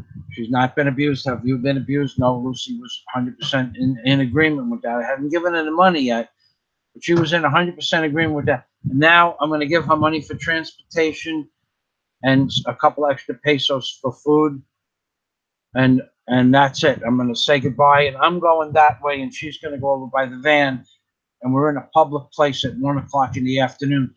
Is that okay with you, sir? And he said yes. He understood me exactly. I said she wants 600 pesos a day retroactive. He didn't say anything. So that was my whole experience with Lucy. Just because I put her in the corner doesn't mean I'm going to pay it. Okay? So the bottom line is Daisy's not a jealous person. There's nothing to be jealous of. Right, honey? Where are you? She's gone. Can you hear me? Yes. Are you a jealous person? No, I'm not. Am I a jealous person? No, you're not. Am I what? Have I ever looked at you or asked you where you're going? No. She disappears, goes to town. She's never done anything to make me even consider the fact that I have to think about being jealous. And if she did, I'm still not a jealous guy. I never was. There's thousands of them. They're all. This is the world is like your egg. I think they call it. What do you call it? No? The world is your itloaf. No, not itloaf, not your eggs. No. There's thousands of them. What are you going to be jealous about? There was my master in my martial arts class had it on the wall. Things appear. You're sitting down on the toilet bowl in the master's next to the dojo in the Master Richard Barron's house. Anybody that knows Master Richard Barron, you Google him. He probably won't talk to you. He'll probably talk to me, but I don't. Not important to talk to Master. But anyway, this is a true story. In Master Richard Barron's house, when you sat down on the toilet bowl, this little bathroom was 3 feet wide by 5 feet deep with a toilet bowl and a sink in it. When you sat down on the toilet bowl, you were face on to a plaque that his wife knitted like crochet. It said, "Things appear and things disappear, and this too shall pass." It's like, I don't know. Things appear, people appear, boats appear, cars appear. People disappear, boats disappear, cars disappear, houses disappear.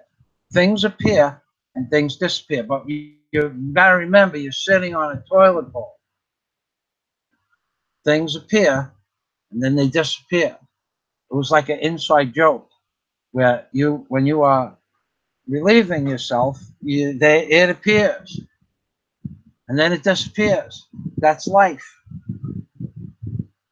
Okay, Daisy, say goodbye. Leave you with that words of wisdom from Rabbi Jew Barker. Things appear and things disappear. Yeah, baby. The Great Pyramid wasn't put there by man or nothing that we know man to be. Honey, say goodbye. Bye. Where is the off button? And the bottom. Okay. I'm Ping Permy from Michael Fazio and Easy May. in the Philippines, baby. Oy vey and shalom from Rabbi Jubaka and Daisy and your name. I mentioned before. Easy May in the Philippines, baby. I feel much better now. 3 hours? Is it really? Yeah. 3 hours. Imagine that. You try that. For $3 a month. Never gonna find a better deal than my Patreon account. Unless you want to sit there and watch people talk about 35 pesos for cigarettes. Daisy's going, oh, good, I thought you were gonna say goodbye. Yeah, go watch other people's videos where they talk about 3 pesos. They spent 17 pesos for cigarettes, and they bought a bottle of Red Horse, a big bottle. They got it on discount for 100 pesos for a big bottle instead of 120. They saved 100. They saved 20 pesos, 40 cents on a bottle of beer. Whoa! Go watch their videos for free. Ha! Oy vey. There you go. Things appear and things disappear. As long as it's all legal, it's all good.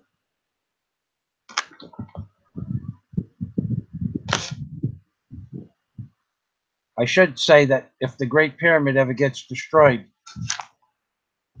that will lead, that will be the day that the end of the world begins. You can believe it or not, it's in the Bible.